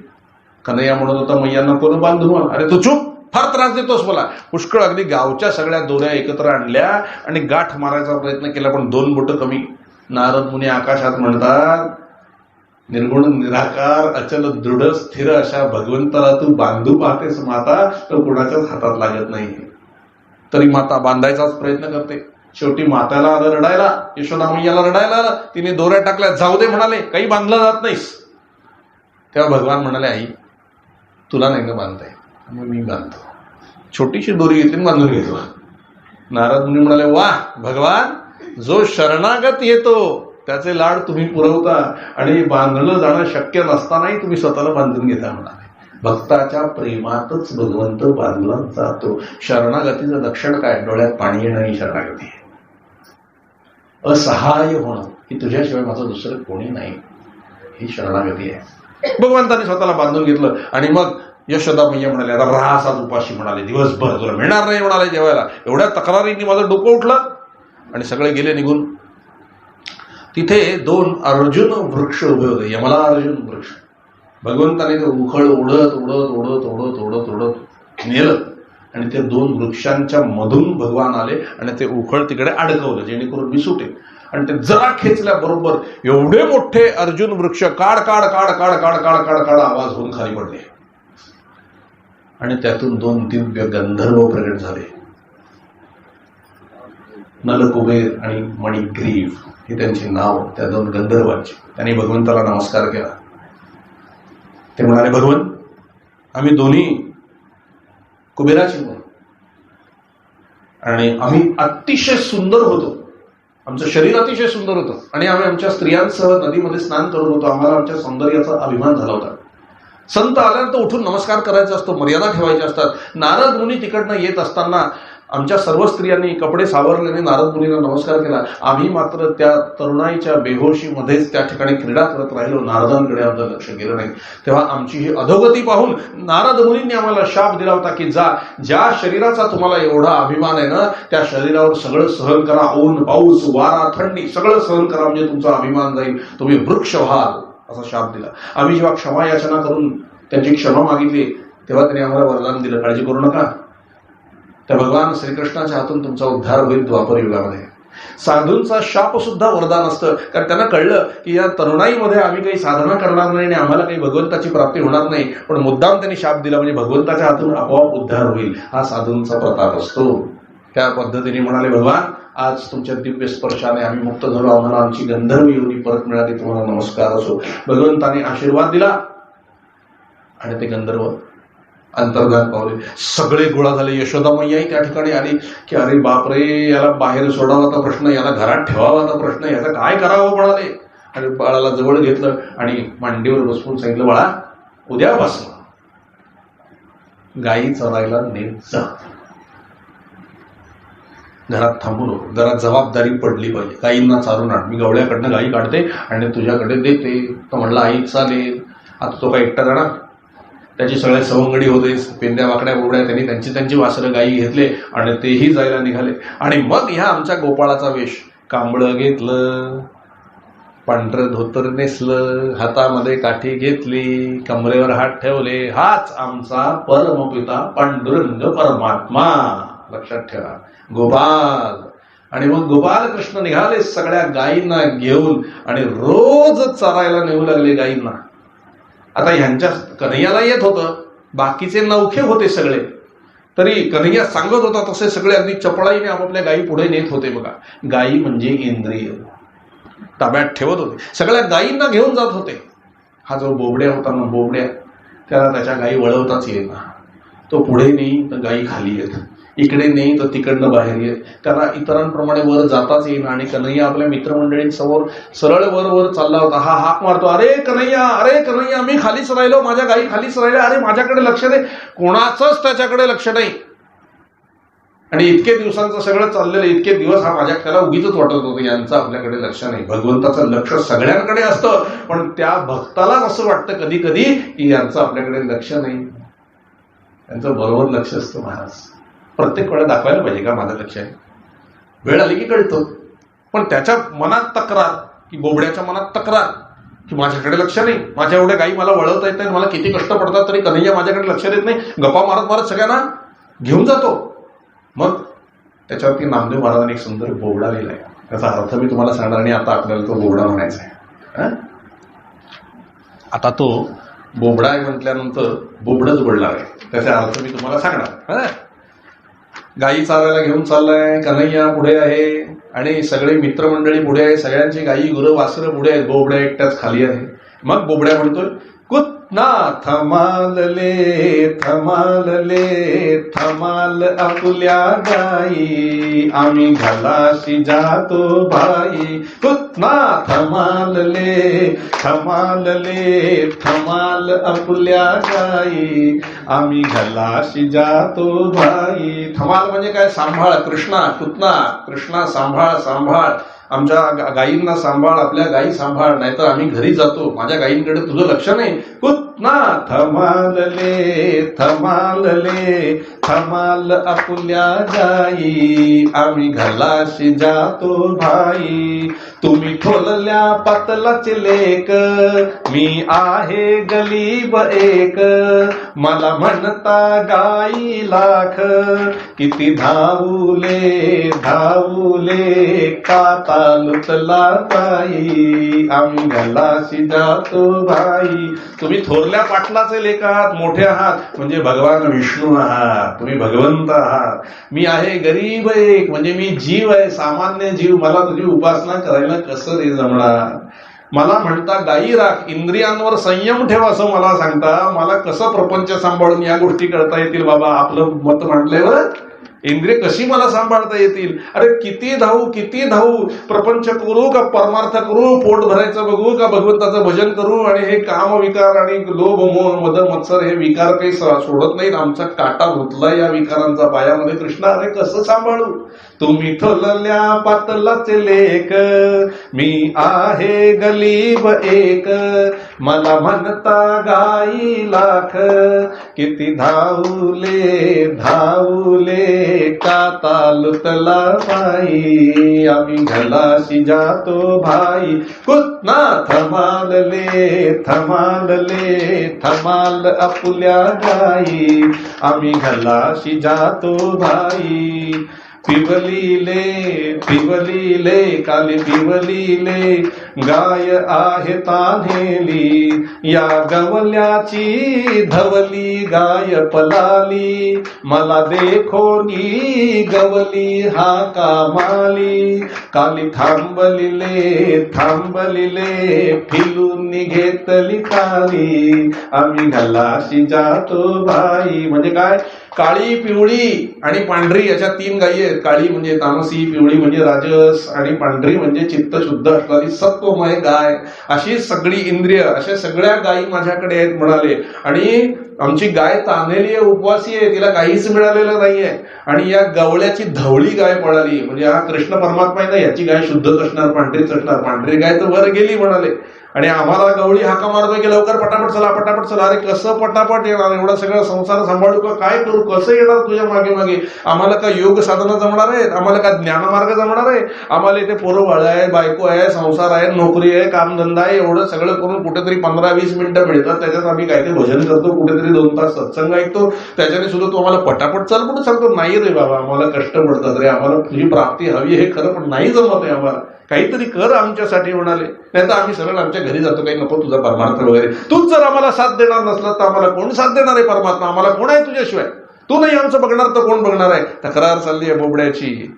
पिवलीले काली पिवलीले गाय आहे ताधेली, या गवल्याची धवली गाय पळाली, मला देखोनी गवली हा कामाली, काली थांबलिले थांबलिले फिरून घेतली खाली, आम्ही गलाशी जातो बाई कृष्णा थमालले थमालले थमाल आपुल्या गाई, आम्ही गलाशी जातो भाई, काल बलाच खलवश केला, तुम्ही सगळ्यांनी फाल फाल घेतला, मी गली बले म्हणून थोलका दिधला, तू म्हणशीलले याला समजत नाही, आम्ही गलाशी जातो बाई.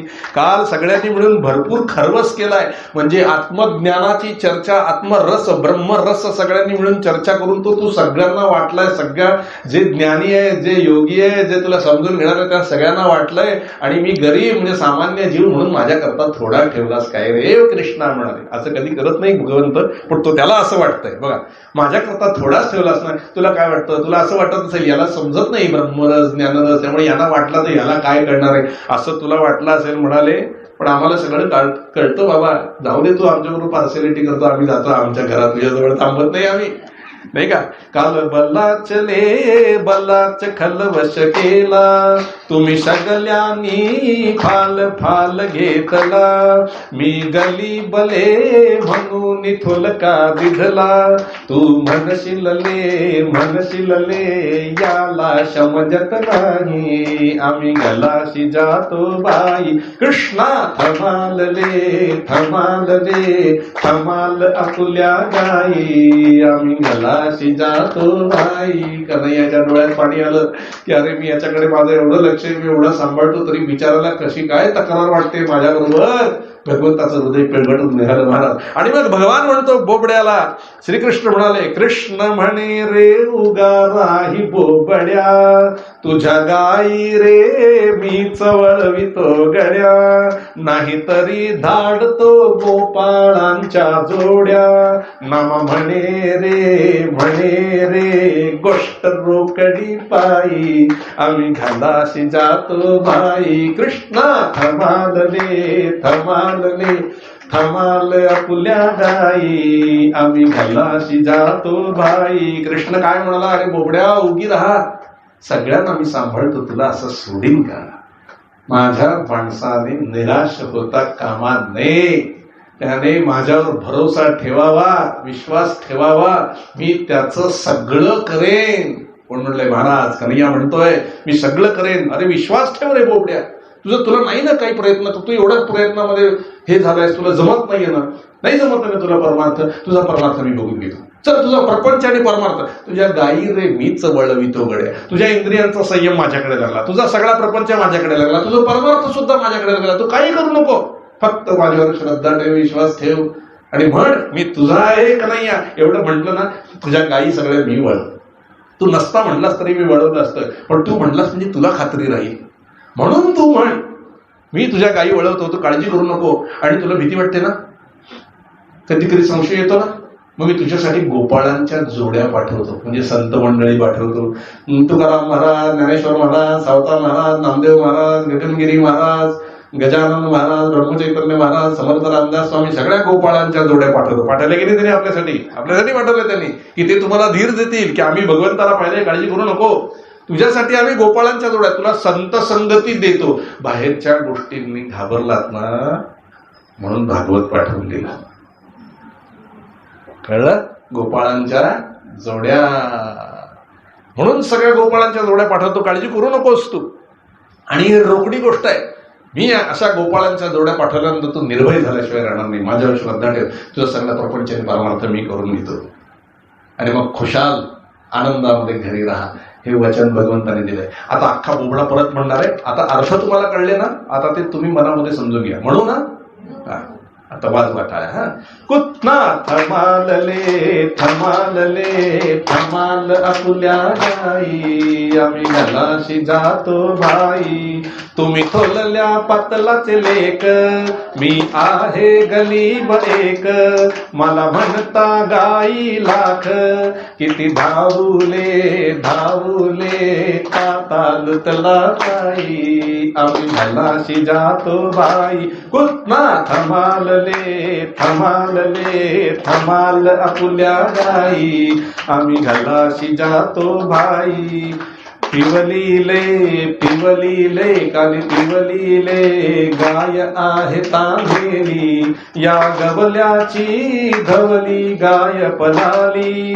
मला देखोनी गवली हा कामाली, काली थांबलिले थांबलिले फिरून घेतली खाली, आम्ही घालाशी जातो बाई. कुतना थमालले थमालले थमाल आपुल्या गाई, आम्ही घालाशी जातो भाई.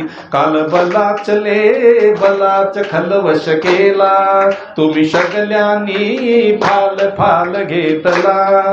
मी गली बले म्हणून थोलका दिधला, तू म्हणशीलले याला समजत नाही, आम्ही घालाशी जातो भाई. कुतना थमालले थमालले थमाल आपुल्या गाई, आम्ही घालाशी जातो भाई. कृष्ण म्हणे रे उगाराही बोबड्या, तुझ्या गाई रे मीच वळवितो गड्या. नाहीतरी धाडतो गोपाळांच्या जोड्या, नामा म्हणे रे गोष्ट रोकडी पायी, आम्ही घालाशी जातो भाई. कुतना थमालले थमालले थमाल आपुल्या गाई, आम्ही घालाशी जातो भाई, आम्ही घालाशी जातो भाई, आम्ही घालाशी जातो भाई. बोलो बाके बिहारी लाल की. दे थोडं पाणी आता.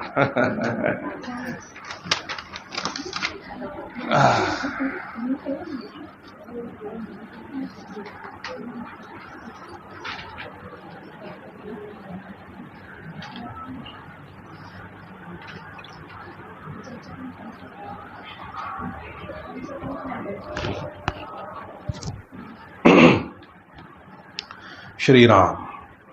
आणि बोबड्याच्या सुद्धा गायी वळवल्या. भगवान स्वतः खाली आले आणि गायी घेऊन वरती गेले आणि म्हणाले, तू आता जाऊन फक्त ऐटीत बस, तुझ्या सगळ्या गायी मी वळवतो. एका मुख्य जागेवरती भगवान गेले आणि सगळ्यांना सांगितलं, आता तुम्ही टेन्शन घ्यायचं नाही, सगळ्या गायी माझ्याकडे द्या. आणल्या सगळ्यांनी आणि म्हणजे द्या सोडून रानामध्ये चरायला. अरे म्हटले, संध्याकाळी परत नको का आणल्या, कुठेतरी जातील गायी शोधाव्या लागतील. ते म्हणले, मी असताना तुम्हाला चिंता करायची काय गरज आहे, मी बरोबर गायी आणतो, तुम्ही द्या सोडून माझ्या भरोशावर. आणि भगवंताच्या भरोशावर सगळ्यांनी आपापल्या गायी सोडल्या. म्हणजे प्रपंच सोडले. कसं होईल, काय होईल, मी नाही केलं तर काय, असं काय नाही. कन्हैया म्हटला ना, सोडून दिलं, बघून घेईल काय करायचं ते. तरी पेंद्याला मधनं वाटत होतं आपल्या गायीचं. भगवंत त्याच्याकडे 2-3दा बघितलं, म्हणले, अरे खेळात लक्ष दे, बाकीचं मी बघतो म्हणालो ना तुला, तू जाऊ दे, तू खेळ. आणि भगवंतांनी खेळ मांडले, हुतू हमामा सगळे खेळ मांडले. लगोरी, चेंडू फळी, विटी दांडू सगळे खेळ दिवसभर खेळत होते. खेळ म्हणजे सत्संग, कळलं की नाही, दिवसभर सत्संग. आणि मग पेंद्या धावताला म्हणले, कन्हैया संध्याकाळ झाली, घरी जायचंय. हा, बर मग काय करायचं, जा ना तुमच्या काही. तू म्हणलास ना मी आणतो, आता कुठे जाऊन शोधायच्या. अरे आणतो रे म्हटले, मजा घे बस. पण तू एकटा आमच्या गायींना कसा शोधणार. बघ मी काय करतो. झाडाखाली बसले, वंशी घेतले म्हणजे मुरली आणि लावली महाराज. सुंदर अशी मुरली वाजवायला सुरुवात केली. प्रत्येक गायीच्या कानापर्यंत आवाज गेला आणि सगळ्या गायी कृष्णाच्या जवळ आल्या आणि कृष्णाला प्रदक्षिणा घालू लागल्या छानपैकी. आणि मग कन्हैया म्हणाला, घ्या आपापल्या गायी ओळखून आणि गोळा करून आणि चला घरी म्हणाले.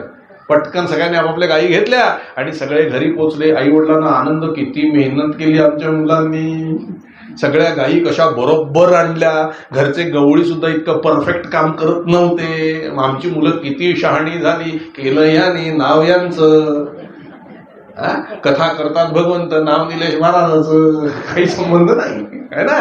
हे असं आहे, आपण आपले संसार त्यांच्यावर सोपवले ना, आपल्या कल्पनेच्या पलीकडे ते सुंदर होतात. परमार्थ तर होतोच होतो, संसारच परमार्थाचं रूप धारण करतो महाराज. म्हणून त्याच्या चरणी सोपव, तू बघ तू बघ तू बघ तू बघ, त्यालाच सांगावं प्रत्येक गोष्ट. करतेपणा घेऊच नाही महाराज. आपलं काम काय, त्याच्यावर प्रेम करणं, सत्संग करणं आणि नामस्मरण करणं, हे आपलं काम आहे. बाकी तो बघेल, तो सुचवेल, अमकं करा तमकं करा, तेवढं आपण करायचं. तो म्हणेल तुमची गाय ओळखा, चला मग ओळखायची जायची. बाकी सगळ्याचं भरण पोषण करण्याचं काम कृष्णाचं आहे, ते टेन्शन आपण कशाला घ्या, नाही का.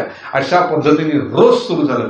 किती मजा ना. हे कसं आहे माहितीये, रोज सकाळी ऑफिसला जायचं, कामं बिमं द्यायची सोडून तिथे खेळत बसायचं आणि संध्याकाळी सगळं व्यवस्थित कृष्णाने करून ठेवलेलं असेल तर रिपोर्टिंग बॉसला करायचं ना आपापल्या घरी जायचं. बॉस म्हणजे इतकी परफेक्शन काम, किती मज्जा ना. असंच आहे. हे तर फक्त ऑफिस पुरतं झालं.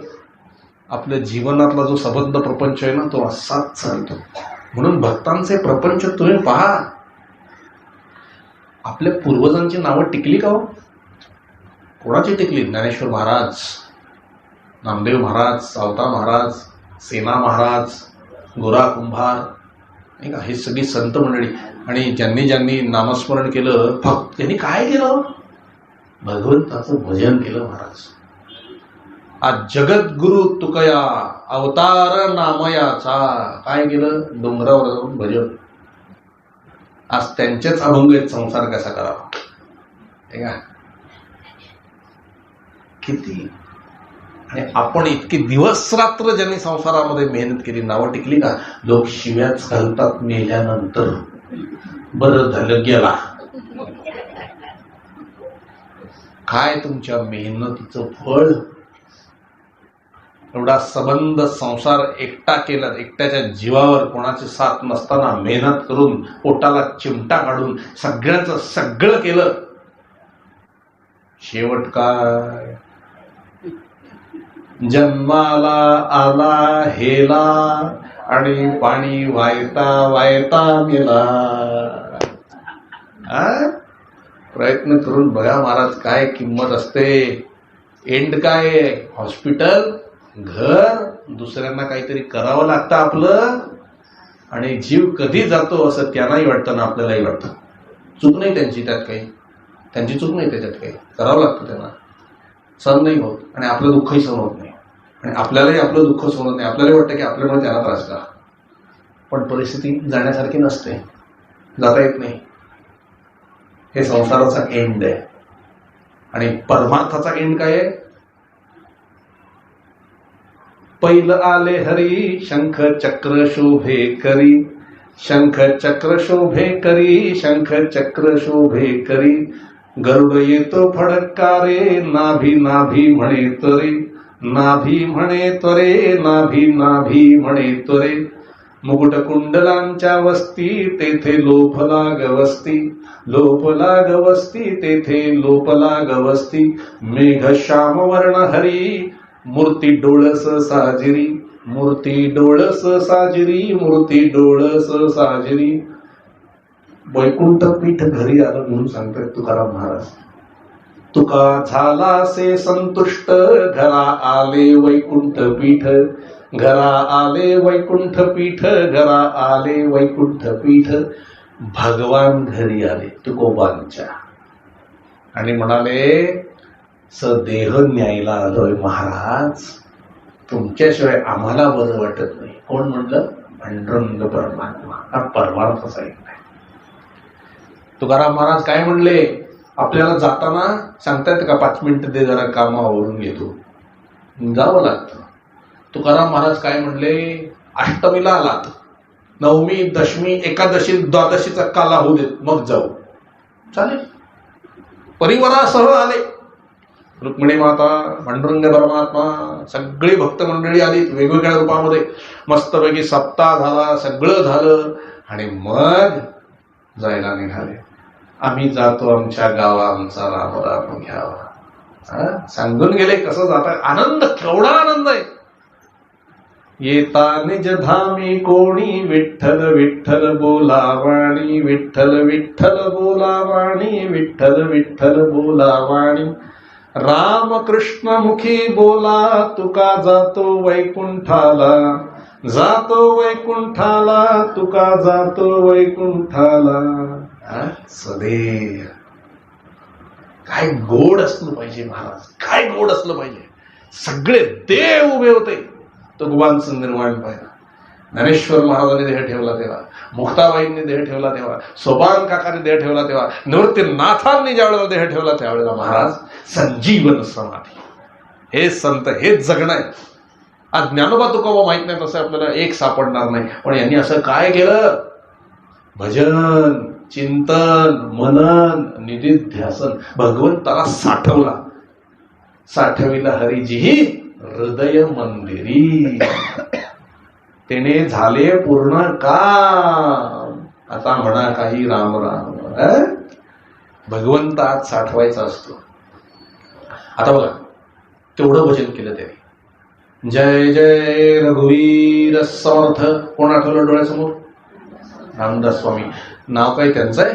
रघुवीर म्हणजे राम, समर्थ म्हणजे सगळ्या गोष्टीला राम समर्थ आहे. हे त्यांनी इतकं आत्मसात केलं की जय जय रघुवीर समर्थ म्हटल्यावर समर्थ आठवतात, राम नाही आठवत. याला म्हणायचं तादात्म्य. जय जय राम कृष्ण हरी म्हटल्यावर तुकोबा आठवतात, पांडुरंग नाही आठवत. इतकं बघा त्या नामाने किती. श्रीराम जय राम ब्रह्मचैतन्य महाराज. नाव कोणाचं? रामाचं. आठवतंय कोण? विठ्ठल विठ्ठल म्हटल्यावर नामदेव महाराज आठवतात. कुठे विठ्ठल आठवतंय आम्हाला? गोपाला गोपाला देवकी नंदन गोपाला. कोण आठवलं? गाडगे बाबा. नाव कोणाचं आहे? गोपाळाचं. बघा तो आपल्या भक्तांना कसा पुढे करतो, हे का. म्हणून महाराज कृष्णाने सांगितलं ना, तुमच्या गायी मी वळवतो, द्या ना सोडून. त्याच्यावर सोडून देणं म्हणजे काय माहिती? जे घडेल ते त्याच्या इच्छेने. ब्लड प्रेशर वाढलं त्याची इच्छा, डायबिटीस वाढलं त्याची इच्छा, गुडघे दुखतात त्याची इच्छा. हे करून बघा. हे सोडणं आहे, हे सोपवणं आहे. बरे झाले देवा निघाले दिवाळे, बरी या दुष्काळे पीडा केली, अनुतापे तुझे राहिले, चिंतन झाला हा वमन संसार. तुकाराम महाराजांना विचारलं, तुमची बायको एवढी कटकट करते गजा घासल्यासारखी तुमच्या मागे, एवढं भजन करता, पांडुरंगाचं काय दिलं त्यांनी? काय म्हणले तुकोबा? बायको देता गुणवंती, तिपे गुंते आशा, म्हणून कर्कशा पाठी लावी. त्याच्यातही किती पॉझिटिव्हनेस आहे. प्रत्येक गोष्टीमध्ये पॉझिटिव्हनेस आहे. बघा, हे जमलं पाहिजे की तो कसंही करून माझं कल्याणच करणार आहे, माझ्या कल्याणाचंच चाललेलं आहे. अहो, हे सगळे रोग बिग भक्ताला बाहेरून दिसायला असतात, आत काही नसतं. हे जगाला फसवायला आहे, कळलं का? जगरहाटीप्रमाणे चालावं लागतं ना, त्याप्रमाणे हे आतमध्ये फक्त भगवंतच भरलेला असतो. म्हणून कृष्ण म्हणाला सगळ्यांना, सोडा गाई माझ्यावर, मी बघतो तुमचं सगळं. तसं आपण आपले सगळ्यांचे प्रपंच सोपवावे. अगदी आज पुण्यपर्व काळ आहे, सगळा सप्ताह झाला, प्रसाद झाला ना की इथे अनन्य शरण जा. सांगा त्याला, आजपासून आम्ही आमच्या गायी म्हणजे आमचा प्रपंच तुला दिला, सांभाळा जातो. आम्ही तुझा सत्संग सोडणार नाही. एवढी अट आहे. सत्संग सोडायचा नाही. का सोडायचा नाही? त्याच्याबद्दल ऐकून ऐकून निष्ठा वाढते आणि आपण निर्भय होत जातो. आणि नाम सोडायचं नाही. त्याला सोपं. आज प्रार्थना करा, कारण तो काय म्हणतो? अनन्यश्चिंतयन्तो माम ये जनाः परि उपासते, तेषाम नित्याभियुक्तानां योगक्षेमं वहाम्यहम्. तुमचं सगळं मी पाहतो. कसं करायला पाहिजे? अनन्य म्हणजे न अन्य, दुसरं कोणाचं चिंतन करायचं नाही प्रापंचिकाचं. हा राजकारणी सोडवेल का? तो नाही.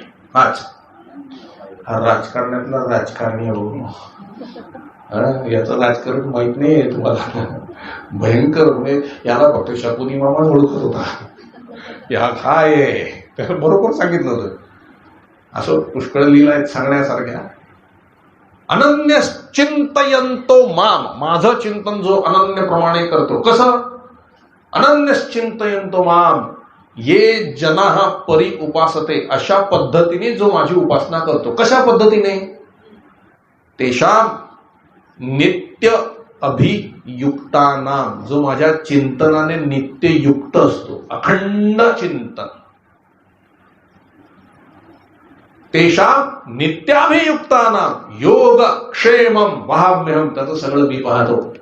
म्हणजे अनन्य चिंतन कसं करायचं भगवंता? कळलं आम्हाला अनन्य चिंतन करायचं, पण नेमकं कसं करायचं? सर्वधर्म परित्यज्यम माम एकम शरणं व्रज, सगळं सोडून मला शरण या. शरण या म्हणजे काय? प्रत्येक बारीक सारीक गोष्ट त्याच्या कानावर घाला. किती बारीक सारीक ऐकायला विचित्र वाटेल, पण असे भक्त मी पाहिलेत आणि त्यांचे परिणाम पण चांगले पाहिलेत. अगदी वॉशरूमला जाताना पण सांगून द्यायचं, भगवंता चाललोय. आल्यावर हातपाय धुवून नमस्कार करायचा, भगवंता आलो, कन्हैया आलो. पाणी प्यायलं तरी सांगायचं, कन्हैया पाणी प्यायलो. ते तीर्थ होईल. नुसतं तुमच्या सांगण्याने 24 तास आतमध्ये भगवंत हजर राहील. प्रत्येक बारीक सारीक गोष्ट सांगा. लहान मुल ज्याप्रमाणे आपल्या आई वडिलांना बारीक सारीक गोष्ट सांगतं ना, तसं बारीक सारीक गोष्टी सांगायचं. आणि जे जे भेटे भूत ते मारी, जे भगवंत हा अगदी अनुभवाने सांगतोय, मनाने फक्त कन्हैया कन्हैया. बघा तो 24 तास विराजमान. आणि वातावरण बदलतो.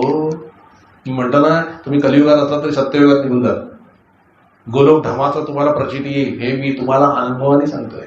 आनंद आहे, दुःखाला जागा नाही. इतकं अखंड चिंतन आपण त्याचं करायचं असतं. हे मार्ग त्याने दाखवले. म्हणून सर्व संतांनी भजनच केलंय ना महाराज, आणि त्यांचीच नावं टिकली आहे. मग आता आपल्या वाटेला प्रपंच आलाय ना, प्रपंचातल्या सगळी कर्तव्य आपण व्यवस्थित करायची आणि त्याचं चिंतन ठेवायचं. अशा पद्धतीने रोज त्या ठिकाणी गायी चरायला नेऊ लागले भगवंत. आणि संध्याकाळी बासरी वाजून सगळ्यांच्या गायी एकत्र आल्या की त्याच्याकडे सोपवायचे. मग एकदा भगवंताने विचार केला, हे सगळे आपापले डबे वेगवेगळे बसून खातात, हे बरोबर नाही. एकत्र कुटुंब हवं, विभक्त कुटुंब नको. त्याने काय होतं, कोणाच्या डब्यात काय ते कळत नाही, एकटाच दुःख सोसत बसतो. एकत्र कुटुंब असेल तर दुःख असलं तरी जाणवत नाही. आणि त्यात जर कन्हैया असेल मग प्रश्नच नाही, दुःखाचं आनंदात रूपांतर होतं. म्हणून कन्हैया म्हणाला, आजपासून कोणीही वेगळं वेगळं जेवायचं नाही. ते सगळे म्हणले, नाही नाही नाही, आम्ही आमचं जेवणार. अरे मी सांगतो तरी मला ऐकत नाही. असं काय आहे तुमच्या डब्यामध्ये, दाखवा मला. भगवंतांनी प्रत्येकाचे डबे चेक केले. महाराज, कोणाच्या डब्यामध्ये चटणी भाकरी, कोणाच्या डब्यामध्ये चटणी भाकरी पण चटणीवर तेल नाही, कोणाच्या भाकरीमध्ये फक्त चटणी भाकरीच नाही, कोणाच्या डब्यामध्ये फक्त भाकरी चटणी नाही. माझ्या पेंद्याचा डबा रिकामाच होता महाराज. मग तो सगळे खाऊ लागले ना की असं खाण्याची ऍक्टिंग फक्त करायचा. माझ्या भगवंताच्या डोळ्यात पाणी आलं. मी असताना माझ्या माणसांचे हे हाल. स्मरण केलं नारदांचं. नारद मुनी प्रगट झाले, भगवंतांना नमस्कार केला. नारद मुनी, हे माझ्या भक्तांचे असे हाल. प्रभू, तुम्हीच विधान केलेलं आहे, विधिविधान तुमचं आहे. ज्याच्या त्याच्या प्रारब्धाप्रमाणे ज्याला त्याला सुख दुःख भोगायला मिळतील त्याला तुम्हीही काही करू शकत नाही. अरे मग मी असल्याचा फायदा काय? मी असून सुद्धा माझ्या भक्तांचे प्रारब्ध मी करू शकत नाही. तुम्ही स्वतंत्र आहात भगवान, तुम्ही काही करू शकता. आम्ही तुम्हाला कोण अडवणार आहे? पण ह्या सृष्टीचा नियम तुम्हीच दिलाय की प्रत्येकाला जो कोणी इथे जन्म घेईल त्याला आपापल्या प्रारब्धानुसार सुख दुःख भोगावे लागतील. त्याचं दुसरं कोणी काही करू शकत नाही. हा, तुम्हाला काय वाटलं तर तुम्ही करू शकता. भगवान म्हणाले, निश्चितच करणार. मी काही माझ्या माणसाला असं ठेवणार आहे? नारद मुनी नमस्कार केला. भगवंतांनी प्रेमाने निरोप दिला आणि नंतर डोळे पुसले भगवंतांनी आणि म्हणाले, आजपासून कोणी एकट्याने बसून डबा खायचा नाही, एकटा एकटा सत्संग करायचा नाही, सगळ्यांनी एकत्र यायचे, सगळ्यांनी डबे खायचे एकत्र. बोला सगळ्यांना, अनेक डबे. अरे पण म्हणले, कृष्ण आमच्याकडे काही नाही, आमच्या लोकांना दिसेल ना. अडचणी काय आहेत माहिती का आपल्या? सबसे बडा रोग क्या कहेंगे लोग. आमचं दुसऱ्याला कळता कामा नये, दुसऱ्याचं मला कळलं तरी चालेल. कन्हैया म्हणाला, असा प्रश्न आहे का? बर असू दे म्हणाले. आता मी एक आयडिया करतो. मी माझा पितांबर, त्यांनी एक शेला होता आणलेला, तो पसरला झाडाच्या मागे. प्रत्येकाने तिथे जायचा ना आपला डबा ओतायचा. अरे पेंद्या म्हणला, मी काय हो, तू खाण्याची ऍक्टिंग केलीस ना, नुसतं टाकायची ऍक्टिंग कर की, पुढचं मी बघतो. आणि झाला, प्रत्येक जण जाऊ लागला, इकडे तिकडे बघायला, खटकन डबा ओतायचा आणि यायचा. प्रत्येक असं ओतायचं नाही, प्रत्येकाने आपापले डबे ओतले. लोकांचा बाकीच्यांचा इंटरेस्ट काय, ह्याच्या डब्यात काय, पण लांब ठेवल्यामुळे दिसलंच नाही. मग भगवंत गेले आणि आपला डबा काढला, श्रीखंड, पुरी आणि छान छान पदार्थ आणले होते ते सगळे. आता भगवंताचं श्रीखंड काय कमी असणार का? हे भरपूर ओतलं तिकडे आणि सगळं कालवलं. पहा, आता सगळ्यांना बोलवलं, या इकडे. सगळे आले, कोणाला कोणाचं प्रारंभच कळत नव्हतं, कुठलं कोणाचं, सगळं श्रीखंड श्रीखंड दिसत होतं. म्हणून सत्संगात यावं, गप्पा मारायला एकत्र गेलात की डबे कळतात, सत्संगात आलात की हरीच दिसतो सगळीकडे. सत्संगात एकत्र झालात की हरी दिसतो सगळीकडे. म्हणून सत्संगात एकत्र यायचं. कधी? लक्षात ठेवा. भगवंतानी काला एकत्र केला आणि म्हणाले, कन्हैया भूक लागली. अरे गप्प बसा, माझ्याकडे आलात ना, आता मी तुम्हाला भरवणार, स्वतःच्या हाताने निघायचं आहे ना, मी इथे तुमच्यासाठी. बसवलं सगळ्यांना. भगवंतानी काला घेतला आणि एक एक घास घेतला आणि भरवायला सुरुवात केली. सगळ्याच्या डोळ्यात पाणी. महाराज काय भाग्य, काय भाग्य. प्रारब्धात नसताना सुद्धा भगवत कृपेने मिळतं. एका जनार्दनी भोग प्रारब्धाचा, हरी कृपे त्याचा नाश आहे. काय पूजा अर्चा घालतात इकडे तिकडे ठिकाणी जाऊन, आहे ना तो, त्याला धरा ना, असं पुसेल लोक राहतो का, असं पुसून टाकेल, काय करायचं प्रारब्ध. जे करेल ते तुमच्या चांगल्यासाठी. महाराज प्रत्येकाला घास भरवला भगवंताने आणि सगळे आनंदाने चाटून खायला लागले.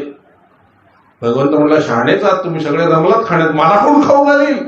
अरे हो, तुला विसरलो, थांबा म्हणाले, ते तुझ्या तोंडात नाही येत आहे ना, मी चाटणार ते. आणि भगवंताने ते चाटलं. महाराज कोण भक्ती केली गोपाळी, टिका सोहळी का ओळी, त्यांचे उच्चिष्ट कवळ मी गिळी, प्रेम समेळी डुल्ल तू.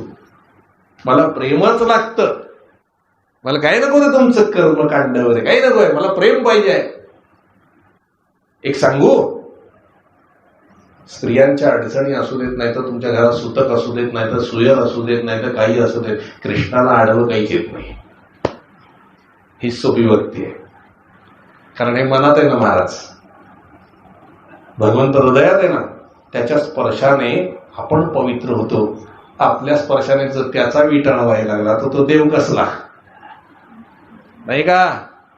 कारण तुम्ही भगवंतच आहात ना, त्याचेच अंश आहात ना तुम्ही. आपण बघितलं ना चतुश्लोकी भागवत, तुम्ही सगळे त्याचेच अंश आहात, म्हणून तुम्ही सगळे परम पवित्र आहात, कारण तुम्ही भगवंताचे अंश आहात.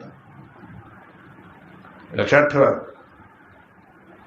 तुम्हाला पाळायचं असलं तर जरूर पाळा, पण मनातून हे काढून टाका की तुम्ही अशुद्ध आहात किंवा नाही. तुम्ही सगळे शुद्ध, परमशुद्ध, परम पवित्र भगवंताचे अंश आहात.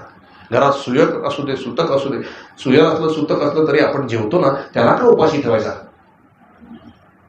तो जगाचं भरण पोषण करतो, आपण तसंच करतो. त्यांनी कन्हैयाने सगळ्यांना भरवलं आणि त्यालाच कोणी भरवलं नाही. सुयर सुतक असताना तो तेच म्हणत असतो, वा काका काकू, तुमच्या घरात तुम्ही जेवता ना, आम्हाला कोण देईल? हा महाराज, म्हणून काही असू दे, त्याचा नैवेद्य सोडू नका.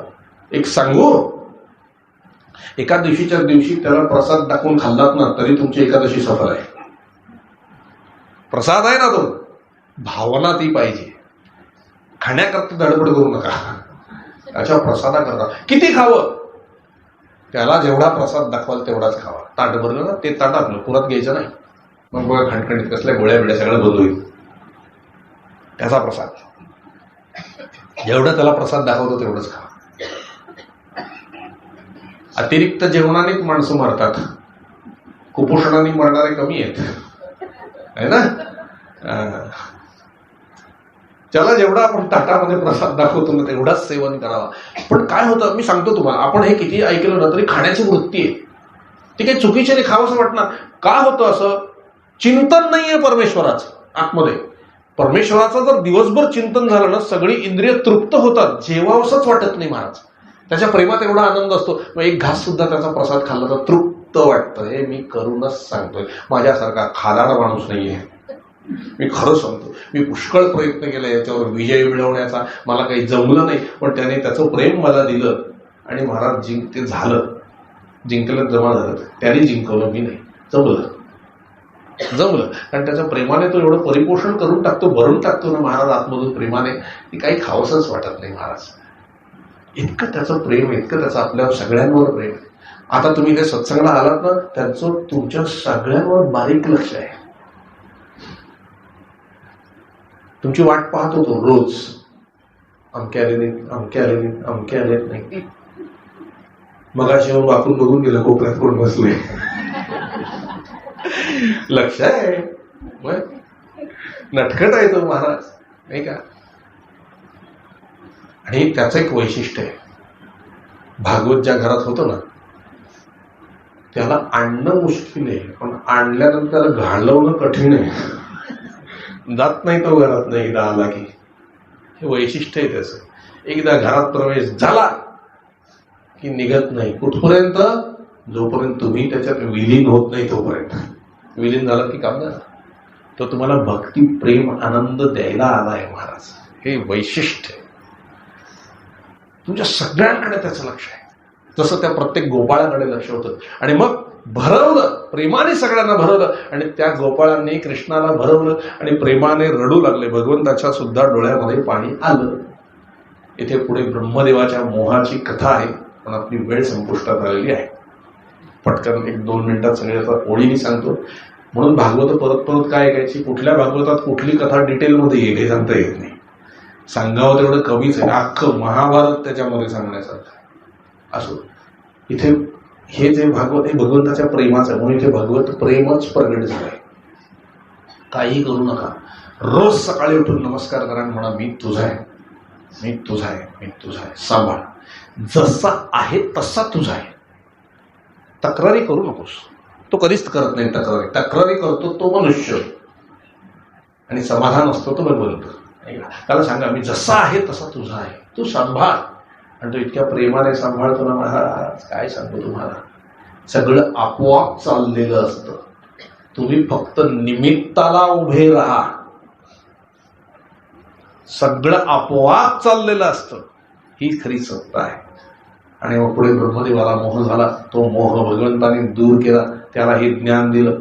पुढे गोवर्धन पर्वताची कथा आहे. ते गोवर्धन पर्वतही भगवंताने करंगळीवर उचलून धरला आणि हे पुन्हा सिद्ध केलं, तुमच्या प्रपंचाचं ओझं मी उचललंय, तुम्ही निवांत राहा. निमित्त म्हणून कर्तव्याच्या काठ्या लावा. दिसा, तुम्ही प्रयत्न करताय, लोकांना दिसा, भले काही करू नका, पण लोकांना दिसू देत की तुम्ही आहात. बाकी सगळं करणारा मी समर्थ इथे बसलेलो आहे. इंद्र यज्ञ निवारण झाला. इंद्राला सुद्धा बोधन केलं, सांगितलं त्याला समजावून काय आहे, त्यालाही ज्ञान दिलं. कालिया नागापासून बचाव केला सगळ्या गोपाळांचा. अख्ख्या गोकुळाला सांभाळलंय ना महाराज. कोणाला टाकलं?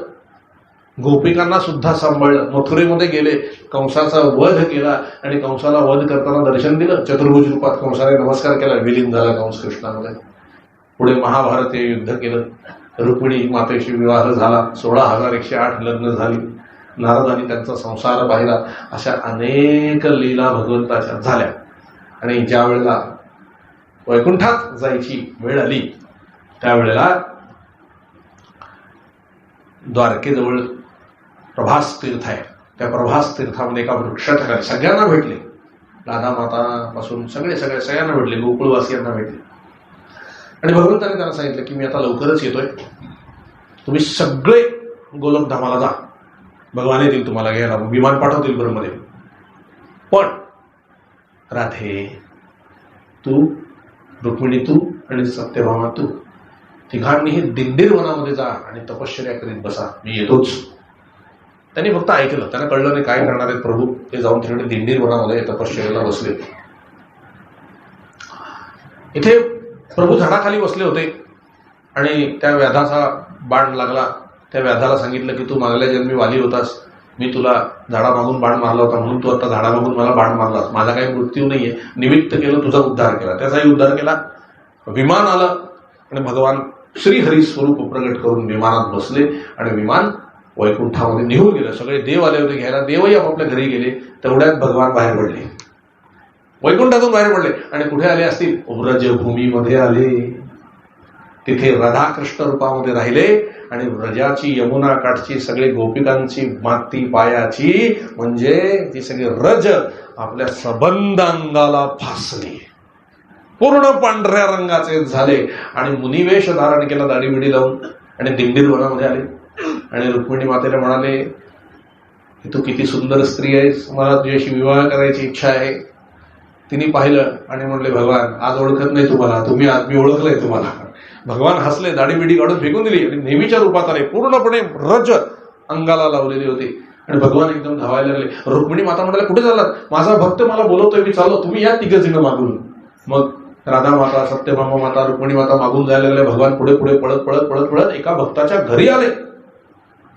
भक्त म्हणाला, तिथेच थांबा, माझे आई वडील माझ्या मांडीवर झोपलेले आहेत. पुंडलिक, भक्त पुंडलिक. मग म्हटले, अरे मला बसायला स्थान तर दे, उभं राहायला स्थान दे. बाजूला विटा पडल्या होत्या, एक वीट फेकली, प्रभू याच्यावर उभे राहा. तोपर्यंत मागणं तिघे जण आल्या. भगवंतांनी मागे वळून सांगितलं, त्याचे आई वडील झोपले, तिथेच उभे राहा मागे. पुंडलिका, या नाही जागा. 3 विटा फेकल्या, 3 विटांवर पाठीमागे रुक्मिणी माता, सत्यभामा माता आणि राधा माता उभ्या राहिल्या. आणि भगवान इथे वाट बघत राहिले, कमरेवर हात ठेवून, कधी हा येतो, कधी हा येतो, कधी हा येतो. आई वडिलांची झोप पूर्ण झाली. आई वडील आणि पुंडलिक तिन्ही उठले आणि भगवंताच्या दर्शनाला आले. भगवंताला नमस्कार केला. भगवान म्हणाले, मी तुझ्या भक्तीवर प्रसन्न आहे, तुला काय पाहिजे असेल ते मागून घे, काही नाही, जगताचं कल्याण होऊ दे. आणि तू ह्या स्वरूपामध्ये इथेच 28 युग असाच उभा राहा आणि इथे तुझ्या दर्शनाला येणाऱ्यांचे प्रपंच कडेला लाव आणि त्यांचं परम कल्याण कर. आणि दुसरं, ह्या क्षेत्राचं नाव दिंडीरवन जाऊन पंढरपूर म्हणून प्रसिद्ध होऊ दे. भगवान म्हणाले, तथास्तु तथास्तु तथास्तु. श्री क्षेत्र पंढरपूर, मुख्य मंदिर, परमपिता पांडुरंग परमात्मा यांच्या समोर यायचे. त्यांच्या चरणी असंख्य तुलसीपत्र फुलवायचे, नमस्कार करायचा आहे. त्यांच्याच पाठीमागे उभ्या असलेल्या रुक्मिणी माता, सत्यभामा माता, राधा माता यांच्याही चरणी फुलवायचे, नमस्कार करायचा आहे. पुन्हा परत फिरून परमपिता पांडुरंग परमात्मा यांच्या समोर यायचे, त्यांच्या चरणी आपलं मस्तक नत करायचं आणि प्रार्थना करायची, हे प्रभो, हे दयानिधे, या संसार सागरातून लवकर आमचा उद्धार कर. आम्हाला संतती, संपत्ती इत्यादी ऐहिक सर्व सुख प्राप्त होऊ दे आणि दया, क्षमा, शांती, विवेक, वैराग्य, आनंद, उत्साह, प्रेम इत्यादी पारलौकिक सर्व गोष्टी आम्हाला प्राप्त होऊ दे. आम्हाला इहलोक आणि परलोक दोन्हीही साध्य होऊ दे, दोन्हीही प्राप्त होऊ दे. पांडुरंगा, आम्हाला तुझी अनन्य प्रेममय अशी भक्ती प्रदान कर, तुझं ज्ञान प्रदान कर, तुझं प्रेम प्रदान कर, तुझं नाम प्रदान कर. तुझ्या नामामध्ये आम्हाला गोडी येऊ दे, रस येऊ दे. तुझं गोड नाम अखंड आमच्या मुखामध्ये बसू दे. आमचा आपापसातील निस्वार्थी प्रेम वाढेल असा उपाय कर आणि आम्हा सगळ्यांना तुझ्या चरणाशी अखंड प्रेमात, अखंड आनंदात, अखंड समाधानात, अखंड एकत्र ठेव. परमपिता पांडुरंग परमात्मा यांनी स्मित हास्य करीत आपला उजवा हात आपल्या सगळ्यांच्या मस्तकावर ठेवला आणि तथास्तु असा आशीर्वाद दिलाय. तो ग्रहण करायचा, पुन्हा एकदा त्यांच्या चरणी आपलं मस्तक नत करायचं आणि 2 मिनिटं डोळे झाकून स्वस्थ बसायचं आहे. जानकी जीवन स्मरण जय जय राम. सद्गुरुनाथ महाराज की जय. जय जय रघुवीर समर्थ श्रीराम. अशा पद्धतीने श्रीमद भागवत कथा सप्ता कथा पूर्ण झालेली आहे. हरी अनंत हरी कथा अनंत, कह ही सुनही बहुविधी सब संता. अनंत कथा आहेत आणि नित्य सत्संग करा, भगवंतावर प्रेम करा आणि स्वतःचं जीवन कृतार्थ करा. श्रवण, चिंतन, मनन, निधिध्यासन आणि स्मरण, नामस्मरण, अखंड नामस्मरण आणि भगवंताला आपलंसं करून घ्या. तुमचं परम कल्याण होईल. जोशी कुटुंबाच्या निमित्ताने ही भागवत कथा या ठिकाणी झाली म्हणून निमित्त असणारे धन्य असतात. भगवंताने त्यांना आणि तुम्हा सगळ्यांना आयुष्य, आरोग्य, संपत्ती आणि भगवंताची प्रेम रसमय भक्ती प्रदान करावी अशी भगवंताच्या चरणी प्रार्थना करतो. तुम्हा सगळ्यांना अखंड सत्संग मिळावा ही त्यांच्या चरणी प्रार्थना करतो आणि येथेच काही काल विरमतो. जानकी जीवन स्मरण जय जय राम. श्री अनंत कोटी ब्रह्मांड नायक राजाधिराज सच्चिदानंद सद्गुरु श्री ब्रह्म चैतन्य महाराज की जय. श्री ब्रह्मानंद महाराज की जय. जय जय रघुवीर समर्थ. विठ्ठल विठ्ठल विठ्ठल विठ्ठल विठ्ठल विठ्ठल विठ्ठल विठ्ठल विठ्ठल. तुकाराम हरी विठ्ठल श्री ज्ञानदेव तुकाराम पंढरीनाथ महाराज की जय सद्गुरुनाथ महाराज की जय जय जय रघुवीर समर्थ। आता आरती होईल, नंतर महाप्रसाद होईल. कोणीही महाप्रसाद घेतल्याशिवाय जाऊ नये. भागवताचा प्रसाद आहे, भगवंताचा प्रसाद आहे, घेऊन कृतार्थ व्हा. चला आरतीला. श्रीराम.